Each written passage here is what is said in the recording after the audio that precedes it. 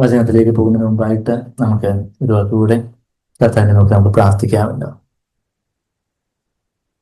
സ്നേഹം നിറഞ്ഞ പിതാവേ, യേശുവേ, അവിടെ ഞങ്ങളുടെ മതത്തിലുണ്ടല്ലോ.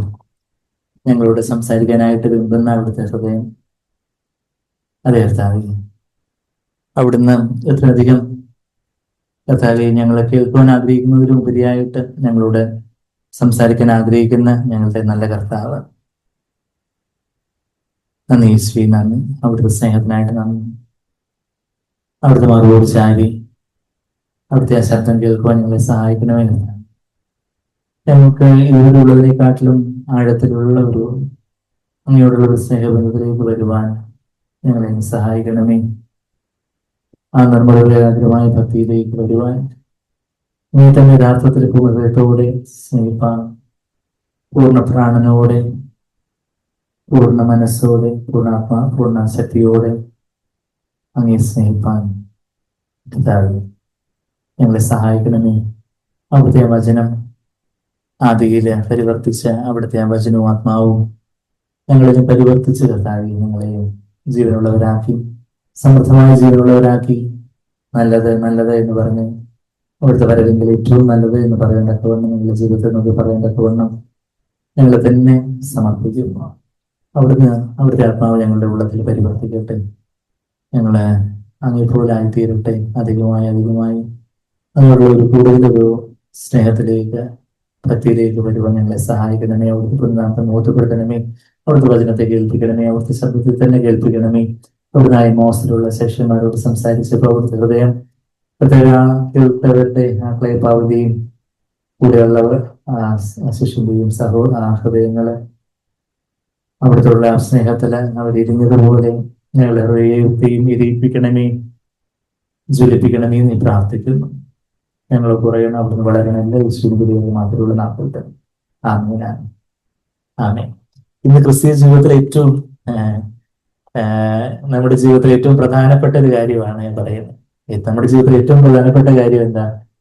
അത് യേശു കർത്താവിനോടുള്ള ആ സ്നേഹബന്ധം, കർത്താവിനോടുള്ള ഒരു നിർമ്മലവും ഏകാഗ്രവുമായിട്ടുള്ള ഒരു സ്നേഹബന്ധം, കർത്താവിനെ മാത്രം ആഗ്രഹിക്കുന്ന ആ ഒരു ക്രൈസ്റ്റ് സെന്റേർഡ് ലൈഫ്.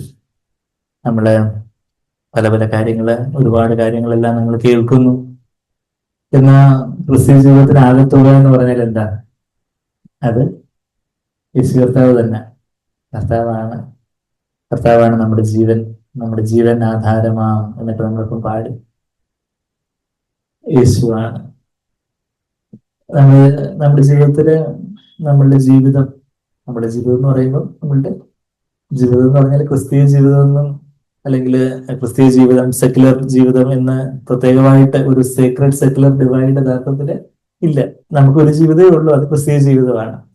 അതായത് നമ്മള് സഭയിലും അല്ലെങ്കിൽ കുടുംബ പ്രാർത്ഥനയിലും മീറ്റിങ്ങിലും ഉള്ള ഒരു ജീവിതം, പിന്നെ വേറൊരു ജീവിതം നമ്മുടെ വീട്ടിലോ നമ്മുടെ ജോലി സ്ഥലത്തോ വേറെ പലയിടങ്ങളിലായിരിക്കും വേറൊരു ജീവിതം. അങ്ങനെ ഒരു ജീവിതം ഇല്ല, ഒരു ജീവിതമേ ഉള്ളൂ നമുക്ക്.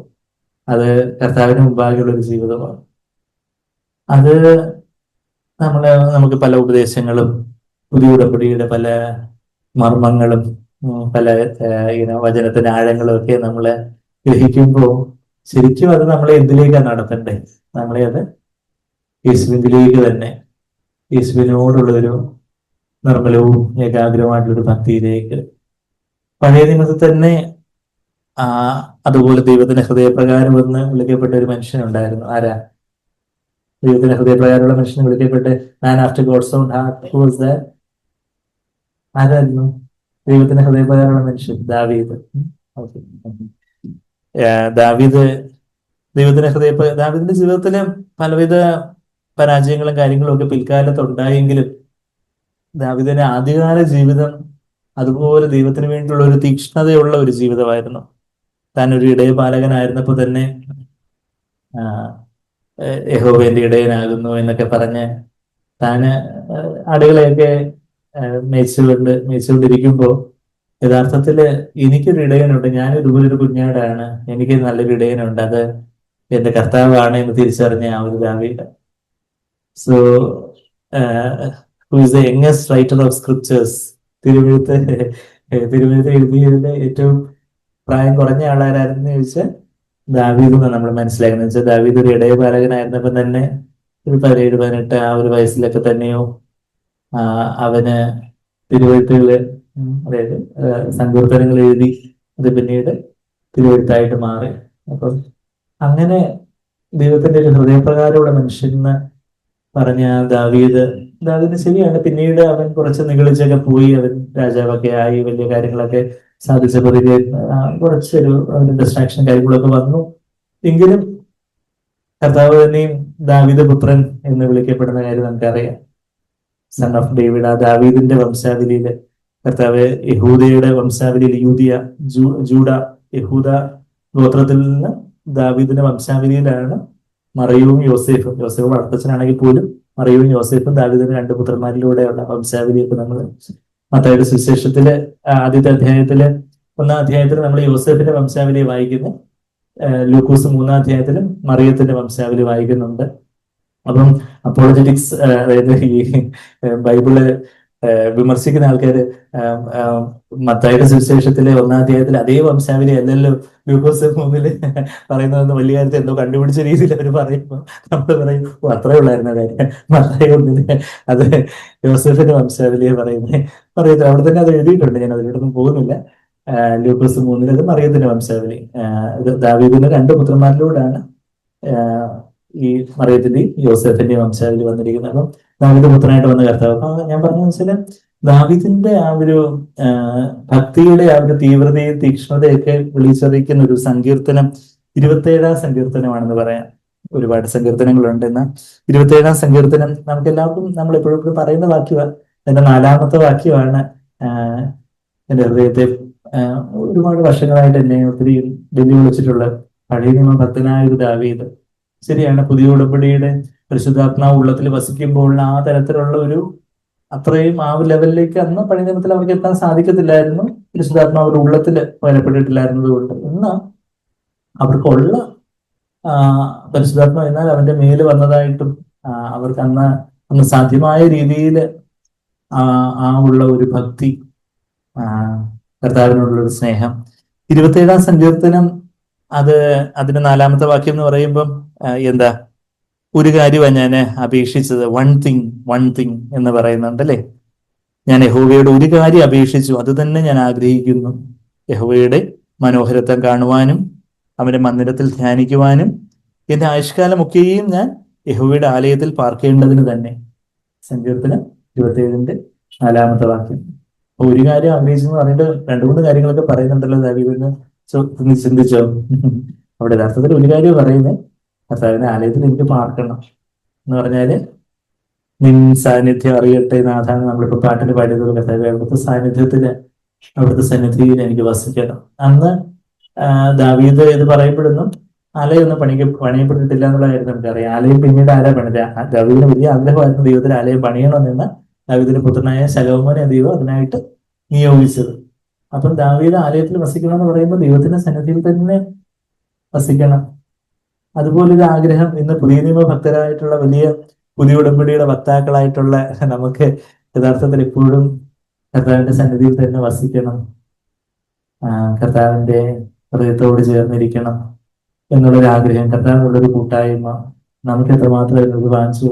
നമ്മുടെ ഈ വിഷയം നമുക്ക് കുടുംബ പ്രാർത്ഥന ഉണ്ടായിരിക്കാം, നമ്മൾ വചനങ്ങൾ വായിക്കുന്നു, പലരോടും കർത്താവിനെ കുറിച്ച് പറയുന്നുണ്ടായിരിക്കാം, പല കാര്യങ്ങളൊക്കെ നമ്മുടെ വലിയ നിലപാടുകളൊക്കെ പഴയ കാലത്ത് എടുത്തിട്ടുണ്ടായിരിക്കും. എന്നാൽ ഇന്ന് നമ്മുടെ ഹൃദയത്തിന്റെ ആഗ്രഹം, വാട്ട് യു ഡിസയർ എന്ന് പെട്ടെന്ന് tell me the truth, what you want, സത്യം പറ, എന്താണ് ആഗ്രഹം എന്ന് പറയുമ്പോഴത്തേക്ക് നമ്മുടെ ഹൃദയത്തിൽ പെട്ടെന്ന് എന്താണ്, അയ്യോ ദൈവമേ ഇത് നടക്കണം, അത് നടക്കണം, ഇത് നടക്കാൻ എനിക്ക് പെട്ടെന്ന് PG എൻട്രൻസ് കിട്ടണം, എനിക്ക് എന്റെ സെമസ്റ്ററിൽ ഏറ്റവും മാക്സിമം മാർക്ക് കിട്ടണം, അല്ലെങ്കിൽ എനിക്ക് ഇന്ന കാര്യം നടക്കണം, എനിക്ക് ഇല്ല. ശരിയാണ്, നമുക്ക് കഥാനുഹിതത്തിൽ നമുക്ക് പല കാര്യങ്ങളും നമുക്ക് ആഗ്രഹിക്കാം, പ്രാർത്ഥിക്കാം, അതെല്ലാം നല്ല കാര്യങ്ങളാണ്. കഥാനുഹിതപ്രകാരം കഥാവെ എല്ലാം എന്റെ ഹിതം അവിടുത്തെ ഹിതോത്ര എന്ന് പറഞ്ഞ് നമുക്ക് പല കാര്യങ്ങളും തീർച്ചയായിട്ടും നമുക്ക് ആഗ്രഹിക്കാം.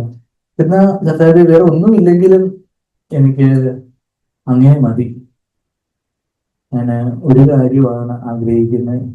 അത് അവിടെ പറയുന്നത് വെച്ചാല്, ഒരു കാര്യം ഞാൻ യഹോവയുടെ ഒരു കാര്യം അപേക്ഷിച്ചു. പലപ്പോഴും നമ്മള് പുറമേ ചില കാര്യങ്ങളൊക്കെ അപേക്ഷിക്കും, എന്നാൽ അകമേ നമ്മുടെ ആഗ്രഹം വേറെയുള്ളതായിരിക്കും. പുറമെ വലിയ രൂപാന്തരപ്പെടുത്തണമേ, യേശുവിനെ പോലെ ആക്കണമേ. അത് കഴിഞ്ഞിട്ട് യേശുവിനെ പോലെ ആക്കാൻ വേണ്ടി എന്തെങ്കിലും ഒരു സാഹചര്യം വരുമ്പോൾ, ഓ, ഈ ദൈവത്തിന്റെ കാര്യം, ദൈവം എന്റെ ജീവിതത്തിൽ ഈ കഷ്ടം അനുഭവിച്ച് എന്തൊരു കഷ്ടമാണ്, ദൈവം എന്നെ പ്രാർത്ഥന കേൾക്കുന്നത്. ദൈവം പറഞ്ഞ കഥ, മോനെ മോളെ നിന്ന് നീ കഥ എന്നെ പോലെ ആക്കണമെന്ന് നീ പ്രാർത്ഥിച്ചിട്ട് അതിനുവേണ്ടി ഞാനത് തന്നത് എന്ന് പറയുമ്പോ, ഈ ആരോ ഈ സ്വർഗസ്ഥനായ പിതാവേ എന്നുള്ള പ്രാർത്ഥന ഇങ്ങനെ ഈ തത്തമ്മ പൂച്ച പൂച്ച എന്ന് പറയുന്നവർക്ക് പലരും ഞാൻ നമ്മളെ കല്ലെറിയാനല്ല, എന്നാ അങ്ങനെ ഒരു പാരന്റ് പ്രയർ മാതിരി പ്രാർത്ഥിക്കുന്ന ആൾക്കാർ, അതിന്റെ ഒരു സ്കിറ്റ് മാതിരി എന്തോ ഒരു പെണ്ണ് കണ്ട് യൂട്യൂബിൽ കണ്ട് ഒരു ഇത് കണ്ടപ്പോൾ സ്വർഗസ്ഥനായ പിതാവി എന്ന് വിളിക്കുമ്പോഴത്തേക്ക് yes my daughter my son എന്ന് പറയും. I didn't expect that. I was just reciting my prayer.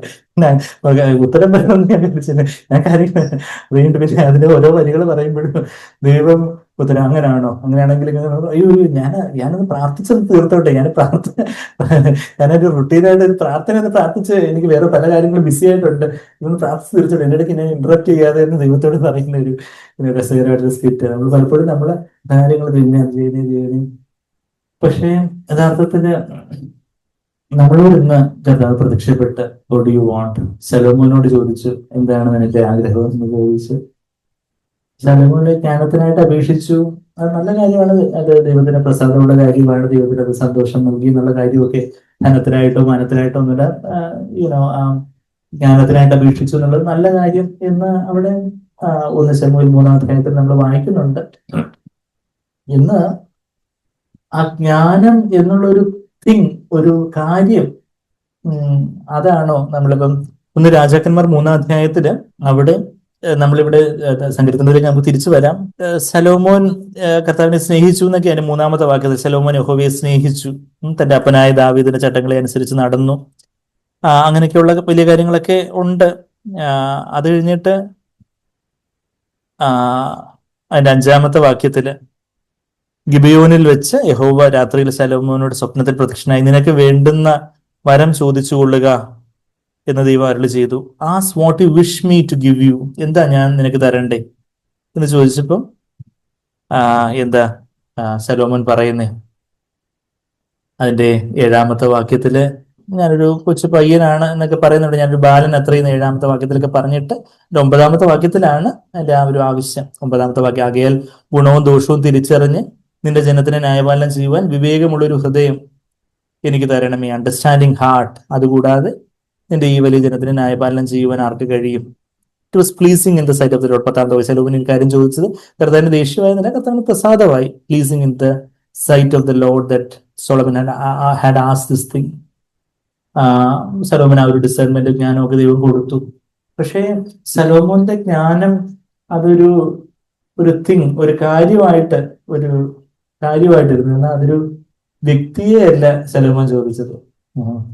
Asking for a thing, not a person. എന്നാൽ യഥാർത്ഥത്തിൽ ജ്ഞാനം ആരാണ്? ക്രിസ്തുവാണ് ജ്ഞാനം എന്നൊക്കെ നമ്മൾ 1 കൊരിന്ത്യർ 1:24-30 ഒക്കെ നമുക്ക് അറിയാം. 1 കൊരിന്ത്യർ 1:24-30 വാക്യങ്ങളൊക്കെ നമ്മൾ പലപ്പോഴും വായിച്ചിട്ടുണ്ട്. Christ is the wisdom. യഥാർത്ഥത്തിലുള്ള ജ്ഞാനമായിട്ടുള്ള കർത്താവിനെ തന്നെയാണ്.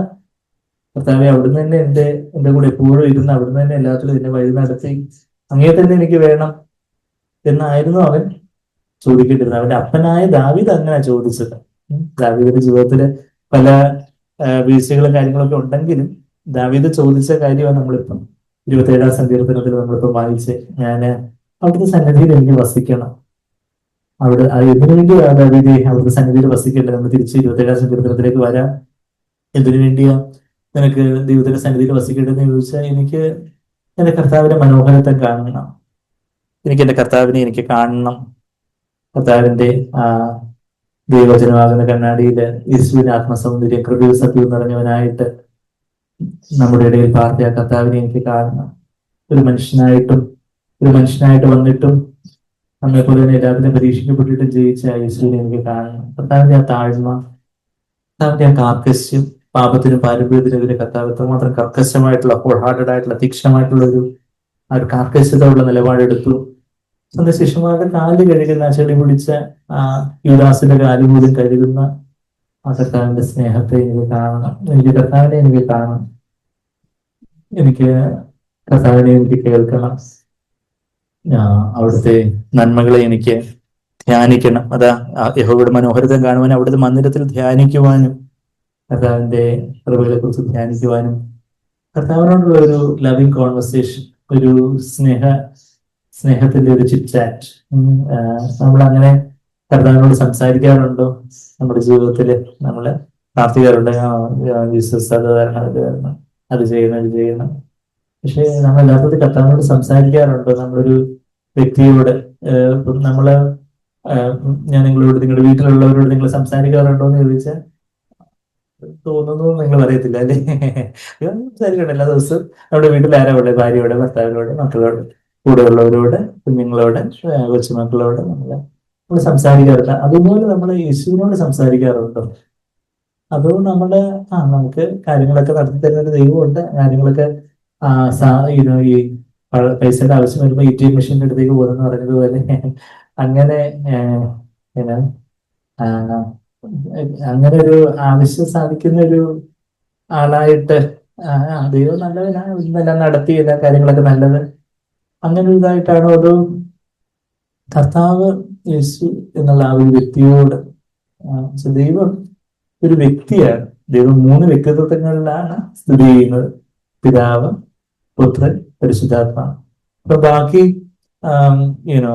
യഥാർത്ഥത്തിലുള്ള വിഭജനത്തിന് അനുഭവം ഇല്ലാത്ത ഒരു സംബന്ധിച്ചോളം ദൈവം എന്ന് പറയുമ്പോൾ അവർക്ക് അബ്സ്ട്രാക്റ്റ് ആയിട്ടുള്ള എന്തോ ഒരു നിഗൂഢ ശക്തി, പ്രപഞ്ചത്തിന്റെ നിയന്ത്രിതമായിട്ടുള്ള എന്തോ ഒരു ശക്തി എന്നൊക്കെ അവര് പല രൂപങ്ങളിലും ഭാവങ്ങളിലും ഒക്കെ സങ്കല്പിച്ച് ഈശ്വര സങ്കല്പങ്ങളും ഐതിഹ്യങ്ങളും പല കഥകളും അങ്ങനെ അവർക്ക് അങ്ങനെ ആ ഒരു കാര്യങ്ങൾ അങ്ങനെ അവര് മനസ്സിലാക്കുന്നു.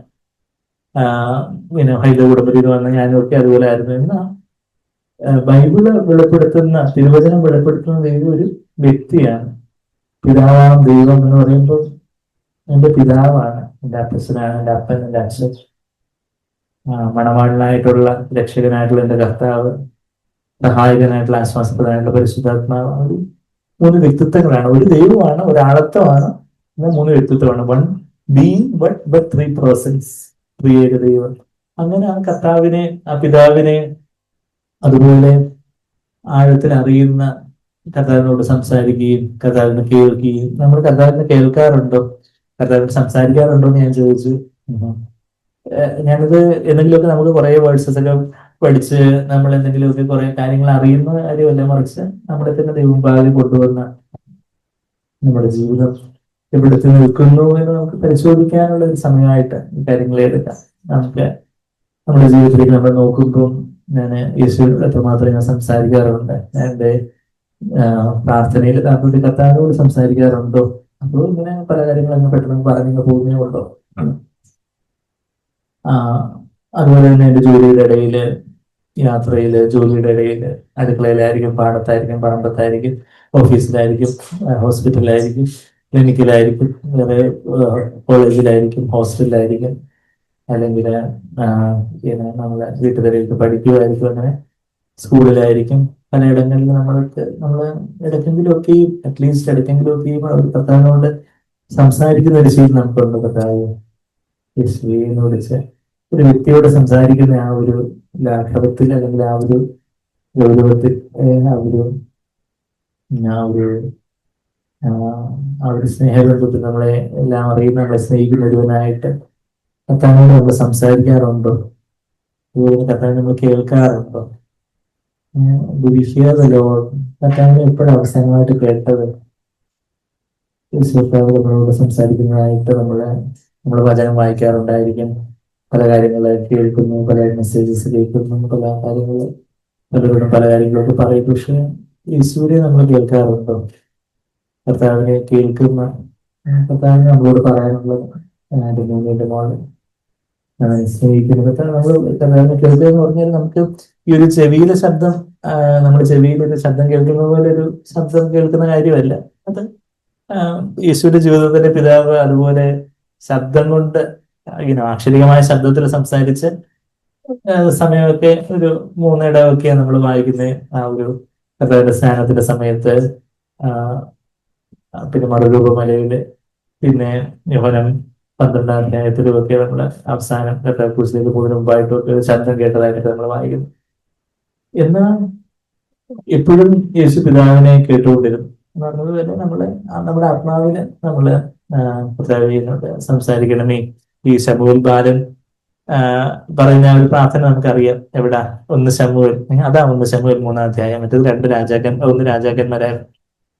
ഒന്ന് ശമൂവേൽ 3-ാം അധ്യായത്തില് അവിടെ ഏലി പുരോഹിതൻ ന്റെ കൂടെ ശമൂവേലിനെ അമ്മയായ ഹന്ന കൊണ്ടേൽപ്പിച്ചു, അവന് ആലയത്തില് ദൈവത്തിന് ശുശ്രൂഷ ചെയ്യാനായിട്ട്.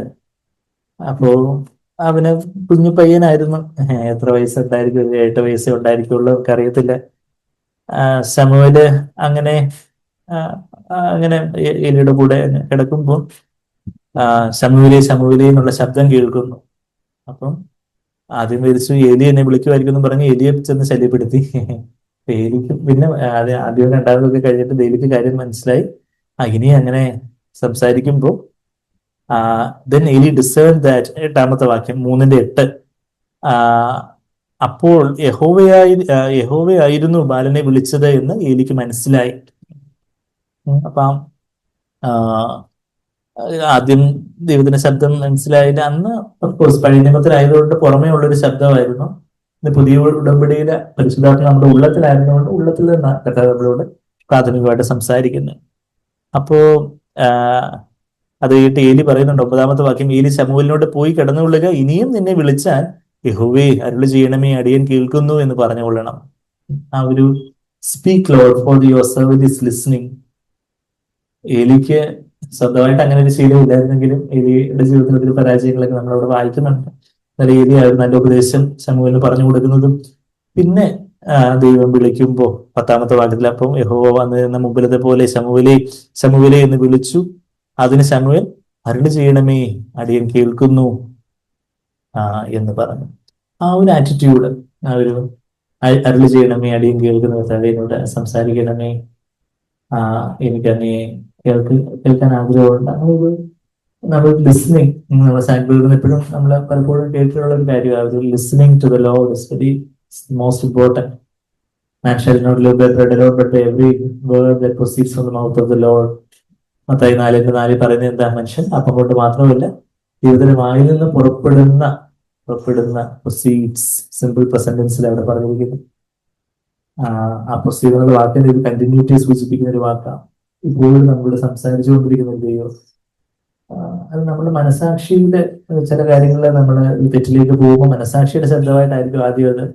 എന്നാൽ കുറച്ചുകൂടെ നമ്മള് വചനത്തിലേക്ക് വചന എല്ലാ ദിവസവും നമ്മൾ ധ്യാനിക്കുകയും കർത്താവിനെ കേൾക്കാനായിട്ട് കർത്താവിനോട് അരുളി ചെയ്യണമെന്നുള്ള ഒരു ദാഹത്തോടെ നമ്മൾ വചനം ധ്യാനിക്കുകയൊക്കെ ചെയ്യുമ്പോൾ യേശു തന്നെ നമ്മുടെ ഹൃദയത്തില് നമുക്കൊരു എൻകറേജ്മെന്റ് ആയിട്ട്, നമുക്കൊരു ഉത്സാഹമായിട്ട്, നമുക്കൊരു മുന്നറിയിപ്പായിട്ട്, നമുക്കൊരു കൽപ്പനയായിട്ട് ഒക്കെ കർത്താവ് തന്നെ നമ്മളെ ഉത്സാഹിപ്പിക്കുന്നതും നമ്മളെ തിരുത്തുന്നതും കറക്റ്റ് ചെയ്യുന്നതും ചിലപ്പോൾ റിബ്യൂക്ക് ചെയ്യുന്നതും ആ ഒരു ശാസിക്കുന്ന നമ്മുടെ ആ ഒരു ശാസനയുടെ ഒരു ശബ്ദവും കാര്യങ്ങളും ഒക്കെ നമ്മുടെ ഉള്ളത്തില് കർത്താവിൽ നിന്ന് സെൻസ് ചെയ്യുന്ന ഒരു, കർത്താവിനെ കേൾക്കുന്ന ഒരു ശീലം. അതാ ഒരു കാര്യം ഞാൻ ആഗ്രഹിക്കുന്നു, എനിക്ക് കർത്താവിന്റെ സന്നിധിയിലായിരുന്നാൽ മതി. ദാവീദ് എപ്പോഴാണ് ഈ സങ്കീർത്തനം എഴുതിയെന്നാണ് ചരിത്രം പറയുന്നത്. അവിടെ നമ്മള് 27-ാം സങ്കീർത്തനത്തിലേക്ക് തിരിച്ചു വരികയാണെങ്കിൽ 27-ാം സങ്കീർത്തനത്തില് അവിടെ ശത്രുക്കളൊക്കെ തന്റെ ചുറ്റും വളഞ്ഞു നിൽക്കുന്ന കാര്യമാണ് പറയുന്നത്.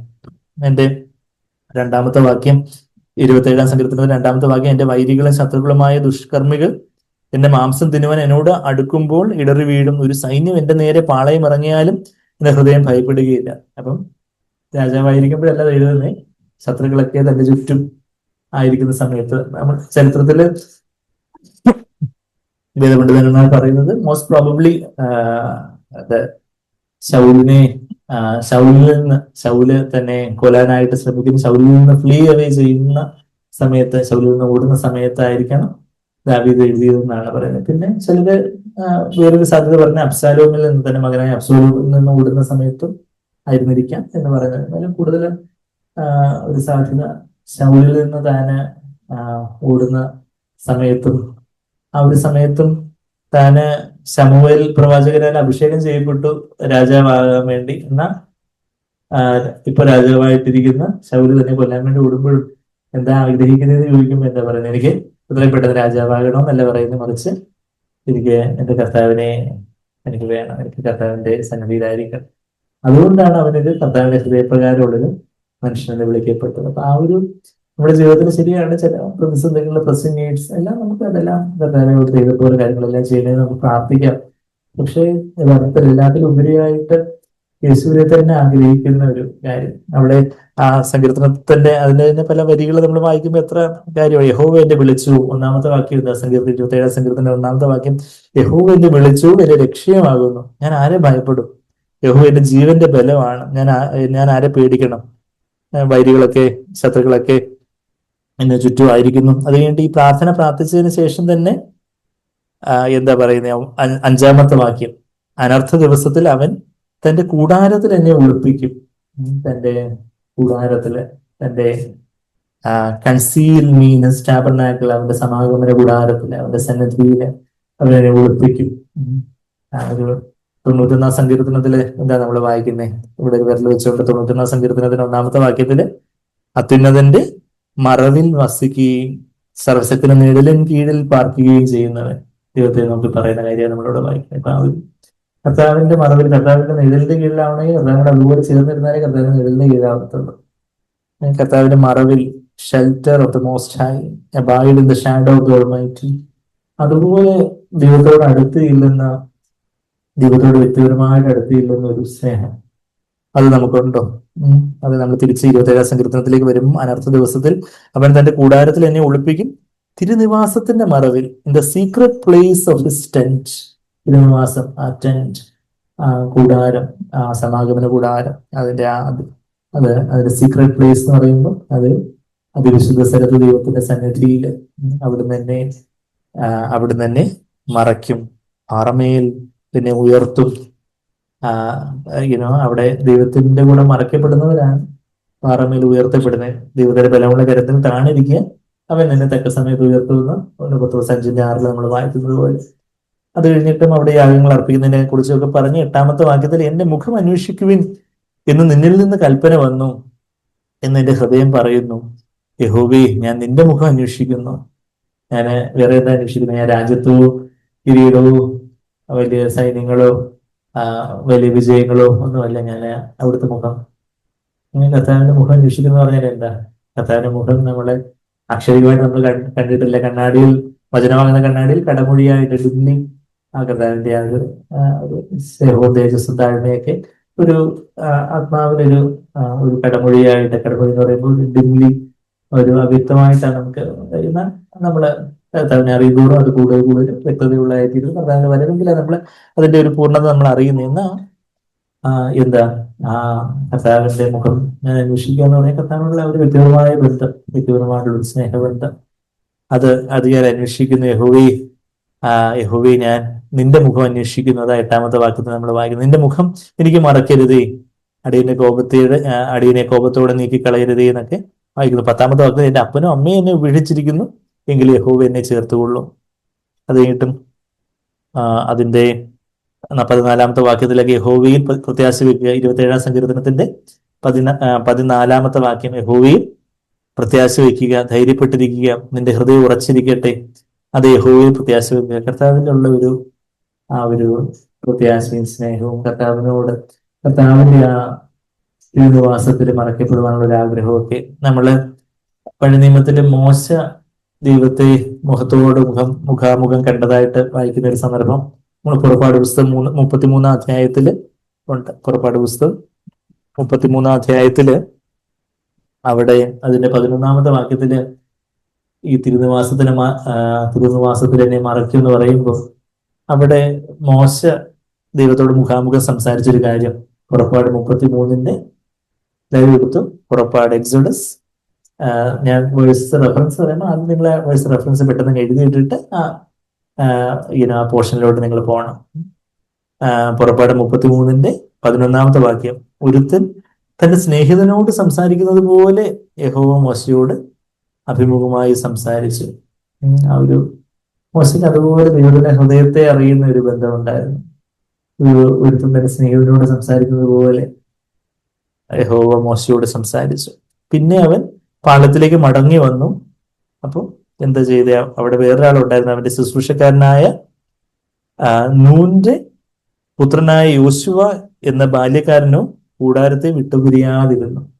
മോശ ദൈവത്തോടൊക്കെ മുഖാമുഖം സംസാരിച്ച് ആളുകളിലേക്ക് തിരിച്ചു വന്നിട്ട് പോലും ആ മോശയുടെ ആ ദൈവഭക്തിയെയും ദൈവാരാധനയൊക്കെ അതിശയത്തോടെ നോക്കിക്കൊണ്ടിരുന്ന ഒരു ചെറുപ്പക്കാരൻ പയ്യനുണ്ടായിരുന്നു. അതാരാ? യോശുവ, നൂന്റെ പുത്രനായ സൺ ഓഫ് നാൻ, നൂന്റെ പുത്രനായ യോശുവ would not depart from the tent. അവന് അവിടെ വിട്ടു പോകത്തില്ലായിരുന്നു. അവിടുന്ന് ഈ മോശയുടെ ദൈവത്തെ എനിക്കും അറിയണം. No wonder he became the next leader എന്ന് പറഞ്ഞാല് പിന്നെ മോശയ്ക്ക് ശേഷം മോശയ്ക്ക് പോലും കഴിയാത്തതിനെ ചെയ്യുവാനായിട്ട് ദൈവം യോശുവയും കാലേബിനെയും യോശുവയുടെ നേതൃത്വത്തിലാണ്. യോശുവ കാലേബുമാണ് ആ തലമുറയില് കനാന്യ ദേശത്തേക്ക് പ്രവേശിക്കുന്നത്. പിന്നീട് ബാക്കിയുള്ള ഇസ്രായേൽ മക്കളിലെല്ലാം പെട്ടുപോയി. അവരുടെ അടുത്ത തലമുറ മാത്രമേ പ്രവേശിച്ചുള്ളൂ. എന്ന യോശുവയുടെ നേതൃത്വത്തിലാണ്. യോശുവ ആ നേതൃത്വത്തിലേക്ക് വരാൻ എങ്ങനെ സാധിച്ചത്? യോശുവയും ഈ മോശയുടെ പാത പിന്തുടർന്ന് കർത്താവിന്റെ മുഖാമുഖം സംസാരിക്കുന്ന ആ മോശയോട് വളരെ ചേർന്ന് നിന്ന് ആ മോശയുടെ ദൈവത്തെ എനിക്ക് എന്റെ ദൈവമായിട്ട് അറിയണം എന്നുള്ളൊരു തീക്ഷ്ണതയോടെ കർത്താവിനോട് ചേർന്ന് തന്നെ ഒരു യോശുവയെ നമ്മൾ കാണാം. നമ്മുടെ ജീവിതത്തിൽ അതുപോലൊരു ദൈവഭക്തരായിട്ടുള്ള മനുഷ്യരെയും അവരുടെയൊക്കെ ഉദാഹരണത്തെയൊക്കെ കണ്ട് ആ സൗകര്യങ്ങള് എത്ര അധികം കർത്താവിനെ അടുത്തറിയുന്നു. കർത്താവെ എനിക്ക് അവരുടെ ജീവിതത്തിൽ നിന്ന് ഒരുപാട് ഉൾക്കൊണ്ട് കർത്താവെ എനിക്കും കർത്താവെ കൂടുതലായിട്ട് അങ്ങേ അറിയണം, അങ്ങേ കേൾക്കണം, അങ്ങേ പോലെ ആയിത്തീരണം. അതെന്തെങ്കിലും വേറെ ബാക്കി മനുഷ്യരെ കാണിക്കാനല്ല, മറിച്ച് വേറെ ആരും അവിടെ കാണുന്നില്ല. പക്ഷെ യോശുവ അവിടെ ആ കൂടാരത്തെ വിട്ടുപിരിയാതിരുന്നതൊക്കെ മോശ തന്നെ പിന്നെ പരിശുദ്ധാത്മാവിനാല് ഇവിടെ എഴുതി വെച്ചിരിക്കുന്ന കാര്യം നമുക്കറിയാം. അത് കഴിഞ്ഞിട്ട് പിന്നീട് താഴോട്ട് മോശ നിന്റെ മഹത്വം എനിക്ക് കാണിച്ചു തരണമേ എന്നൊക്കെ അതിന്റെ 18-ാമത്തെ വാക്യത്തിലൊക്കെ പ്രാർത്ഥിക്കുന്നത്. പുറപ്പാട് 33:18 എന്താ പ്രാർത്ഥിക്കുന്നത്? Moses I pray you show me your glory. അത് അതുപോലെ മുഖാമുഖം സംസാരിക്കുന്നു, അതുപോലെ ദൈവത്തെ അടുത്തറിയുന്നു. എങ്കിലും കർത്താവെ അവിടുത്തെ തേജസ്സിനെ എനിക്ക് വേണ്ടതുപോലെ അറിയത്തില്ല, എനിക്ക് അവിടുത്തെ ആ തേജസ്സിനെ കാണിച്ചു തരണമേ എന്നുള്ളൊരു പ്രാർത്ഥന. നമ്മള് സങ്കീർത്തനം 27-ാം സങ്കീർത്തനം നമ്മൾ കണ്ടല്ലോ. 31-ാം സങ്കീർത്തനം എന്ന് ഓർക്കുന്നത് എങ്ങനെയാ? ഒരു മിക്ക മാസങ്ങളിൽ എത്ര ദിവസമുണ്ട്? 31 ദിവസങ്ങളുണ്ട്. അപ്പം 31-ാം സങ്കീർത്തനത്തില് അതിന്റെ 19-20 വാക്യങ്ങളിലും ഇതുപോലെ ദൈവത്തിന്റെ കൂടാരത്തിൽ മറയപ്പെടുന്ന, ദൈവം നമ്മളെ ഒളിപ്പിച്ചു വെക്കുന്ന ഒരു കാര്യമൊക്കെ പറയുന്ന ഒരു രംഗം നമ്മളവിടെ കാണുന്നുണ്ട്. ഒരു കർത്താവിനോടുള്ളൊരു അതിനുമായ ഒരു ഭക്തിയും തീക്ഷ്ണതയൊക്കെ അതുണ്ടെങ്കിൽ ബാക്കിയെല്ലാം അതിൽ നിന്ന് വന്നോളൂ. മുമ്പേ ആദ്യം കർത്താവായ ദൈവത്തെ പൂർണ്ണ ഹൃദയത്തോടെ, പൂർണ്ണ പ്രാണനോടെ, പൂർണ്ണ മനസ്സോടെ, പൂർണ്ണ ശക്തിയോടെ സ്നേഹിക്കുക. അതാണ് ഒന്നാമത്തെ കൽപ്പന. നമുക്കറിയാം, ഞാൻ അതിലേക്ക് ഇപ്പം പോകുന്നില്ല. മർക്കോസ് 12:29-31 വരെയുള്ള വാക്യങ്ങൾ നമുക്കറിയാം. ഏറ്റവും വലിയ കൽപ്പന എന്താണെന്ന് ചോദിക്കുമ്പോൾ കർത്താവ് അസന്നിഗ്ധം ആലോചിച്ച് നിൽക്കാതെ, അതാണ് ഏറ്റവും വലിയ കൽപ്പന. അതിന്റെ മദർ ഓഫ് ദ കോയിൻ ഉണ്ട്. എന്താ? നിന്റെ അയൽക്കാരനെ നിന്നെ പോലെ സ്നേഹിക്കുക എന്ന് പറയുമ്പോൾ ബാക്കിയുള്ളവരോടുള്ള സ്നേഹവും കൂട്ടായ്മയും ഇല്ല. അതെല്ലാം അതിന്റെ യഥാർത്ഥത്തിൽ ദൈവത്തോടുള്ള സ്നേഹം ഉണ്ടെങ്കിൽ കഴിയുന്നത് കവിഞ്ഞ് വഴിഞ്ഞത് വന്നോളും. ഇവിടെ 31-ാം സങ്കീർത്തനത്തിന്റെ അതിന്റെ 19-ാമത്തെ വാക്യം അവിടെ ദൈവത്തിന്റെ നന്മയെ വർണ്ണിക്കുക. ആർക്ക് വേണ്ടിയുള്ള ദൈവത്തിന്റെ നന്മയാണ് പറയുന്നത്? 19-ാമത്തെ വാക്യം, നിന്റെ ഭക്തന്മാർക്ക് വേണ്ടി. Psalm 31:19 and 20. നിന്റെ ഭക്തന്മാർക്ക് വേണ്ടി നീ സംഗ്രഹിച്ചതും നിന്നെ ആശ്രയിക്കുന്നവർക്ക് വേണ്ടി മനുഷ്യപുത്രന്മാർ കാണുകെ നീ പ്രവർത്തിച്ചതുമായ നിന്റെ നന്മ എത്ര വലിയതാകുന്നു. ദൈവത്തിന്റെ നന്മ എത്ര വലിയതാണ്. ആ നന്മ അത് കർത്താവിന്റെ ഭക്തന്മാർക്ക്, കർത്താവിനെ ഭയഭക്തിയോടെ, സ്നേഹബഹുമാനത്തോടെ കർത്താവിനെ സ്നേഹിക്കുന്നവർക്ക്, ഭയഭക്തി ബഹുമാനത്തോടെ ആയിരിക്കുന്നവർക്ക് വേണ്ടി ദൈവം സംഗ്രഹിച്ച് വെച്ചേക്ക്, സ്റ്റോർ അപ്പ് ചെയ്തേക്കും. You have stored up for those who fear you. കർത്താവിനെ ആശ്രയിക്കുന്നവർക്ക്, those who take refuge in him, അങ്ങനെയുള്ളവർക്ക് മറ്റു മനുഷ്യരുടെ മുമ്പാകെ ദൈവം നന്മ പ്രവർത്തിക്കുന്നു. എത്ര വലിയതാകുന്നു. അത് കഴിഞ്ഞിട്ട് പറയും, നീ അവരെ, അങ്ങനെയുള്ളവരെ, കർത്താവിനെ ഭയപ്പെടുന്ന വെച്ചാൽ കർത്താവിനെ അടിക്കുമെന്ന് പേടിക്കുന്നതെന്നല്ല, മറിച്ച് ആ ഭയഭക്തി ബഹുമാനം, റെവറൻഷ്യൽ ഫിയർ, ആ ഒരു ഭയഭക്തി ബഹുമാനത്തോടെ കർത്താവെ ഞാൻ അങ്ങേ വേദനിപ്പിക്കരുതല്ലോ, എന്റെ ചിന്തയിലോ വാക്കിലോ പ്രവൃത്തിയിലോ ഒന്നും അങ്ങേ വേദനിപ്പിക്കരുതല്ലോ എന്നുള്ളൊരു ഭയഭക്തി ബഹുമാനം. അത് ഒരു അതാ 20-ാമത്തെ വാക്യം, 31-ാം സങ്കീർത്തനത്തിന്റെ 20-ാമത്തെ വാക്യത്തിൽ എന്താ എഴുതി? നീ അവരെ മനുഷ്യരുടെ കൂട്ടുകെട്ടിൽ നിന്ന് വിടുവിച്ച്.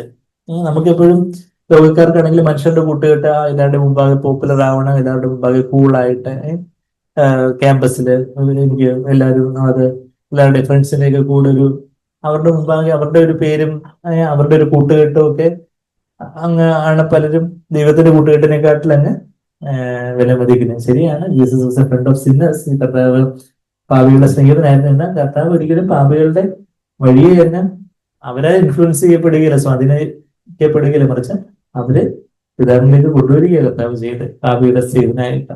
അതുപോലെ മനുഷ്യരുടെ കൂട്ടുകെട്ട് നമ്മളെ കറപ്റ്റ് ചെയ്യുന്ന ഒരു മനുഷ്യരുടെ ചില കൂട്ടുകെട്ടുകൾ, അതാ നീ അവരെ മനുഷ്യരുടെ കൂട്ടുകെട്ടിൽ നിന്ന് വിടുവിച്ച്. ചില കൂട്ടുകെട്ട് അത് നമ്മളെ കർത്താവിൽ നിന്ന് അകറ്റി കളയുന്നു. ചില കാര്യങ്ങൾ നമ്മൾ പൊതുവെ പുറമെ നോക്കുമ്പോൾ വലിയ പ്രശ്നമൊന്നുമില്ല. എന്നാൽ ചില കൂട്ടുകെട്ട്, ചില ഫ്രണ്ട്ഷിപ്പ്, ചില സൗഹൃദങ്ങള് നമ്മളെ കർത്താവിനോടുള്ള ഒരു തീക്ഷ്ണതയെ തണുപ്പിക്കുന്ന, നമ്മളെ പല പരദൂഷണവും പല രോഗകാര്യങ്ങളും അങ്ങനെയൊക്കെ ഒരു ഏതൊരു റിലേഷൻഷിപ്പ്, ഇന്റർപേഴ്സണൽ റിലേഷൻഷിപ്പ്, വ്യക്തിബന്ധം ഒരു വടംവലി പോലെയാണെന്ന് സാൻബേറി നമ്മൾ കേട്ടിട്ടുണ്ട് അല്ലേ? എന്നുവെച്ചാല് നമ്മൾ അവരെ കർത്താവിലേക്ക് അടുപ്പിക്കാനാണ്, പക്ഷെ അവര് നമ്മളെ അങ്ങോട്ട് വലിക്കുന്നതെന്ന് തോന്നുവാണെങ്കിൽ നമ്മൾ എന്ത് ചെയ്യണം? ഈ വടം ഇട്ടിട്ട് തിരിഞ്ഞു നടക്കുക എന്നുള്ളതേ ഉള്ളൂ. അവർക്ക് ഇങ്ങോട്ട് വരാൻ താല്പര്യം ഉണ്ടെങ്കിൽ, കർത്താവിലേക്ക് അടുക്കാൻ താല്പര്യം ഉണ്ടെങ്കിൽ നമുക്ക് വ്യക്തിബന്ധം, ഒരു റിലേഷൻഷിപ്പ്, ഒരു ഫ്രണ്ട്ഷിപ്പ് തുടരുന്ന നമ്മളെ അവരങ്ങോട്ട് അവരുടെ ലോകത്തിന്റെ വഴിക്ക്, അവരുടെ സിനിമാ കഥകളിലോട്ടോ അവരുടെ ദ്വയാർത്ഥ പ്രയോഗങ്ങളിലോട്ടും ഡബിൾ മീനിങ് അതുപോലെയൊക്കെയുള്ള വേറെ പല ആവശ്യമില്ലാത്ത പല കാര്യങ്ങളിലോട്ടും ഒക്കെ വലിച്ചടിക്കുന്ന, നമ്മളെ കറപ്റ്റ് ചെയ്യുന്ന കാര്യങ്ങളാണെന്ന് തോന്നുവാണെങ്കിൽ നമ്മൾ എന്ത് ചെയ്യണം? അതൊക്കെ അതെന്നൊക്കെ ഞങ്ങൾ വിടുവിച്ച വടമൊക്കെ അങ്ങിട്ട് അവർക്ക് ഇങ്ങോട്ട് വരാൻ താല്പര്യം, ഒരു ഹെൽത്തി ഡിസ്റ്റൻസ്, ഒരു ആരോഗ്യകരമായ ഒരു അകലം പാലിക്കുന്ന ഒരു കാര്യം, മനുഷ്യരുടെ കൂട്ടുകെട്ടിൽ നിന്ന് വിടുവിച്ച് നിന്റെ സാന്നിധ്യത്തിന്റെ മറവിൽ മറയ്ക്കും. അപ്പം കർത്താവിന്റെ സാന്നിധ്യത്തിൽ മറയാൻ ആഗ്രഹിക്കുന്ന സഹോദരങ്ങളാണെങ്കിൽ ഓഫ്കോഴ്സ് അവരും കൂടെ കർത്താവിലേക്ക് വരും. പക്ഷെ എന്നാ കർത്താവിൽ നിന്ന് അകന്നു നിൽക്കുന്ന ചിലരോട് നമ്മള് കൂട്ടുകൂടി ഇട്ട് നമുക്ക് ഉത്തരത്തിലുള്ളത് വേണോ തന്നെ കക്ഷത്തിലുള്ളത് പോവുകയോ ചെയ്യാതെന്ന് പറയുന്നത് പോലെ ലോകത്തിലുള്ളത്, ലോകത്തിന്റെ മാനം പേരും ഒക്കെ വേണോ തന്നെ, എന്നാൽ കർത്താവിന്റെ കാര്യങ്ങൾ വേണമെന്ന് പറഞ്ഞാൽ നടക്കത്തില്ല. മറിച്ച് അതിൽ നിന്ന് വിടുവിക്കപ്പെട്ടാല് കർത്താവിന്റെ ഒരു മാർവിൽ മറയുവാന്, മാർവോട് ചേരട്ടെ ഞാൻ എന്നൊക്കെ നമ്മൾ പാടിയതുപോലെ എന്റെ സാന്നിധ്യത്തിന്റെ മറവിൽ മറയ്ക്കും. നീ അവരെ നാവുകളുടെ വക്കാണത്തിൽ നിന്ന് രക്ഷിച്ച്. ചില സ്ട്രൈഫ് ഓഫ് ടങ്സ്, അത് പറയുന്നു, ദേഷ്യപ്പെടുന്നു, അവര് പല ഘോരഘോരമുള്ള പല നിലപാടുകളും പ്രശ്നങ്ങളും അതുപോലെയൊക്കെയുള്ള മനുഷ്യരുടെ വക്കാണ്. ഇന്ന് മനുഷ്യരുടെ വക്കാണ് യൂട്യൂബ് ചാനലുകളിൽ ഒത്തിരി പല ഡിബേറ്റുകൾ, പല TV ചാനലുകളിലൊക്കെ ഓരോ ഡിബേറ്റുകള്, തർക്കങ്ങള്, വാദങ്ങള്, ഇത് തെരഞ്ഞെടുപ്പൊക്കെ എടുത്തപ്പോഴത്തേക്കും പിന്നെ പറയുകയും വേണ്ട, പല മനുഷ്യരുടെ വക്കാണോ, അതാണ് ഇതാണ് ആരോപണം, പ്രത്യാരോപണ ശരങ്ങളും അങ്ങനെയൊക്കെ ഉള്ളു. അപ്പൊ അതിൽ നിന്നൊക്കെ നമുക്കത് പ്രയോജനപ്പെടാത്ത കാര്യങ്ങളെയൊക്കെ, ശരിയാണ് കാര്യങ്ങൾ എന്തൊക്കെ നടക്കുന്നു എന്നൊക്കെ ഒരു ഓവറോൾ കാര്യങ്ങളൊക്കെ ലോകത്തിലെ കാര്യങ്ങൾ എന്തൊക്കെയാണ് നടക്കുന്ന ന്യൂസും കാര്യങ്ങളൊക്കെ നമുക്ക് അറിയണം. എന്നാൽ അത് നമ്മളെ അങ്ങ് സ്വാധീനിച്ച് കർത്താവിനോടുള്ള ഒരു നിർമ്മലമായിട്ടുള്ള ഒരു സാന്നിധ്യ ബോധത്തിൽ നിന്നൊക്കെ നമ്മളെ അകറ്റി കളയുന്ന, നമ്മളുടെ ആ ഒരു ആത്മീയമായിട്ടുള്ള ആ ഒരു ഷാർപ്നെസ്, ആ ഒരു മൂർച്ചയൊക്കെ അങ്ങ് ബ്ലഡ് ആക്കി കളയുന്ന തരത്തിലുള്ള കാര്യങ്ങളൊക്കെ നമ്മളങ്ങ് കളയുന്നു. നീ അവരെ നാവുകളുടെ വക്കാണത്തിൽ നിന്ന് രക്ഷിച്ച് ഒരു കൂടാരത്തിനകത്ത് ഒളിപ്പിക്കും. You will keep them secretly in the shelter from the strife of tongues. ആ ഒരു കർത്താവിനോടുള്ള ഒരു കൂടാരത്തിൽ നമ്മളെ ഒളിപ്പിക്കുന്ന, മനുഷ്യരുടെ മുമ്പാകെ ഒരു മാനത്തിനായിട്ടല്ല, മറിച്ച് കർത്താവിനോടുള്ള ഒരു സ്നേഹം. നമ്മളെ 73-ാം സങ്കീർത്തനത്തിലേക്ക് വരുവാണെങ്കിൽ സങ്കീർത്തനത്തിലെ ചില വാക്യങ്ങൾ നമ്മൾ കണ്ടല്ലോ. ഇപ്പൊ നമ്മൾ 27-ാം സങ്കീർത്തനം കണ്ടു, ഇപ്പൊ 31-ാം സങ്കീർത്തനത്തിലെ 2 വാക്യങ്ങൾ കണ്ടു. 73-ാം സങ്കീർത്തനം എന്ന് പറയുമ്പോൾ തന്നെ ഞാൻ ഏത് വാക്യമായിരിക്കും പറയാൻ പോകുന്നതെന്ന് എനിക്ക് പലർക്കും അറിയാം.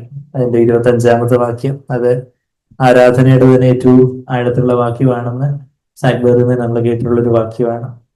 73-ാം സങ്കീർത്തനം ആസാഫിന്റെ സങ്കീർത്തനം, അതിന്റെ 25-ാമത്തെ വാക്യം, സ്വർഗത്തിൽ എനിക്ക് ആരുള്ളൂ, ഭൂമിയിലും ഞാൻ അങ്ങയല്ലാതെ, ഭൂമിയിലും നിന്നെ അല്ലാതെ ഞാൻ ഒന്നും ആഗ്രഹിക്കുന്നില്ല. യഥാർത്ഥത്തില് അതുപോലൊരു എല്ലാത്തിലുപരി കർത്താവിനെ ആഗ്രഹിക്കുന്ന ഒരവസ്ഥ. ബാക്കി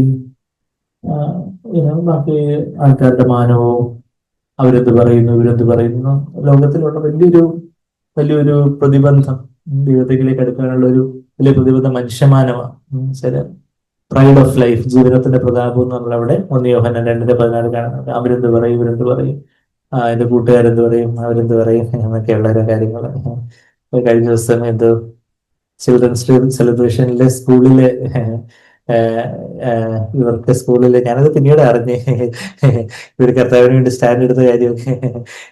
അവിടെ എന്തോ ഒരു സിനിമാ പാട്ടം കണ്ട് വെച്ച് എല്ലാവരും കൂടെ ഡാൻസ് ചെയ്യാനും കണ്ട് ടീച്ചേഴ്സ് കണ്ട് പറഞ്ഞ്. അപ്പൊ ബാക്കി എല്ലാവരും ക്ലാസ്സിൽ നിന്ന് ഇറങ്ങിപ്പോയി, ഇവര് മാത്രം കൂട്ടായ്മയോടെ അവിടെ ശത്രുഘ്ന മേശക്ക് അഭിനയിക്കുമെന്ന് പറഞ്ഞതുപോലെ അവര് കൂട്ടായ്മയുടെ പ്രാർത്ഥന കുഞ്ഞു ക്ലാസ്സിൽ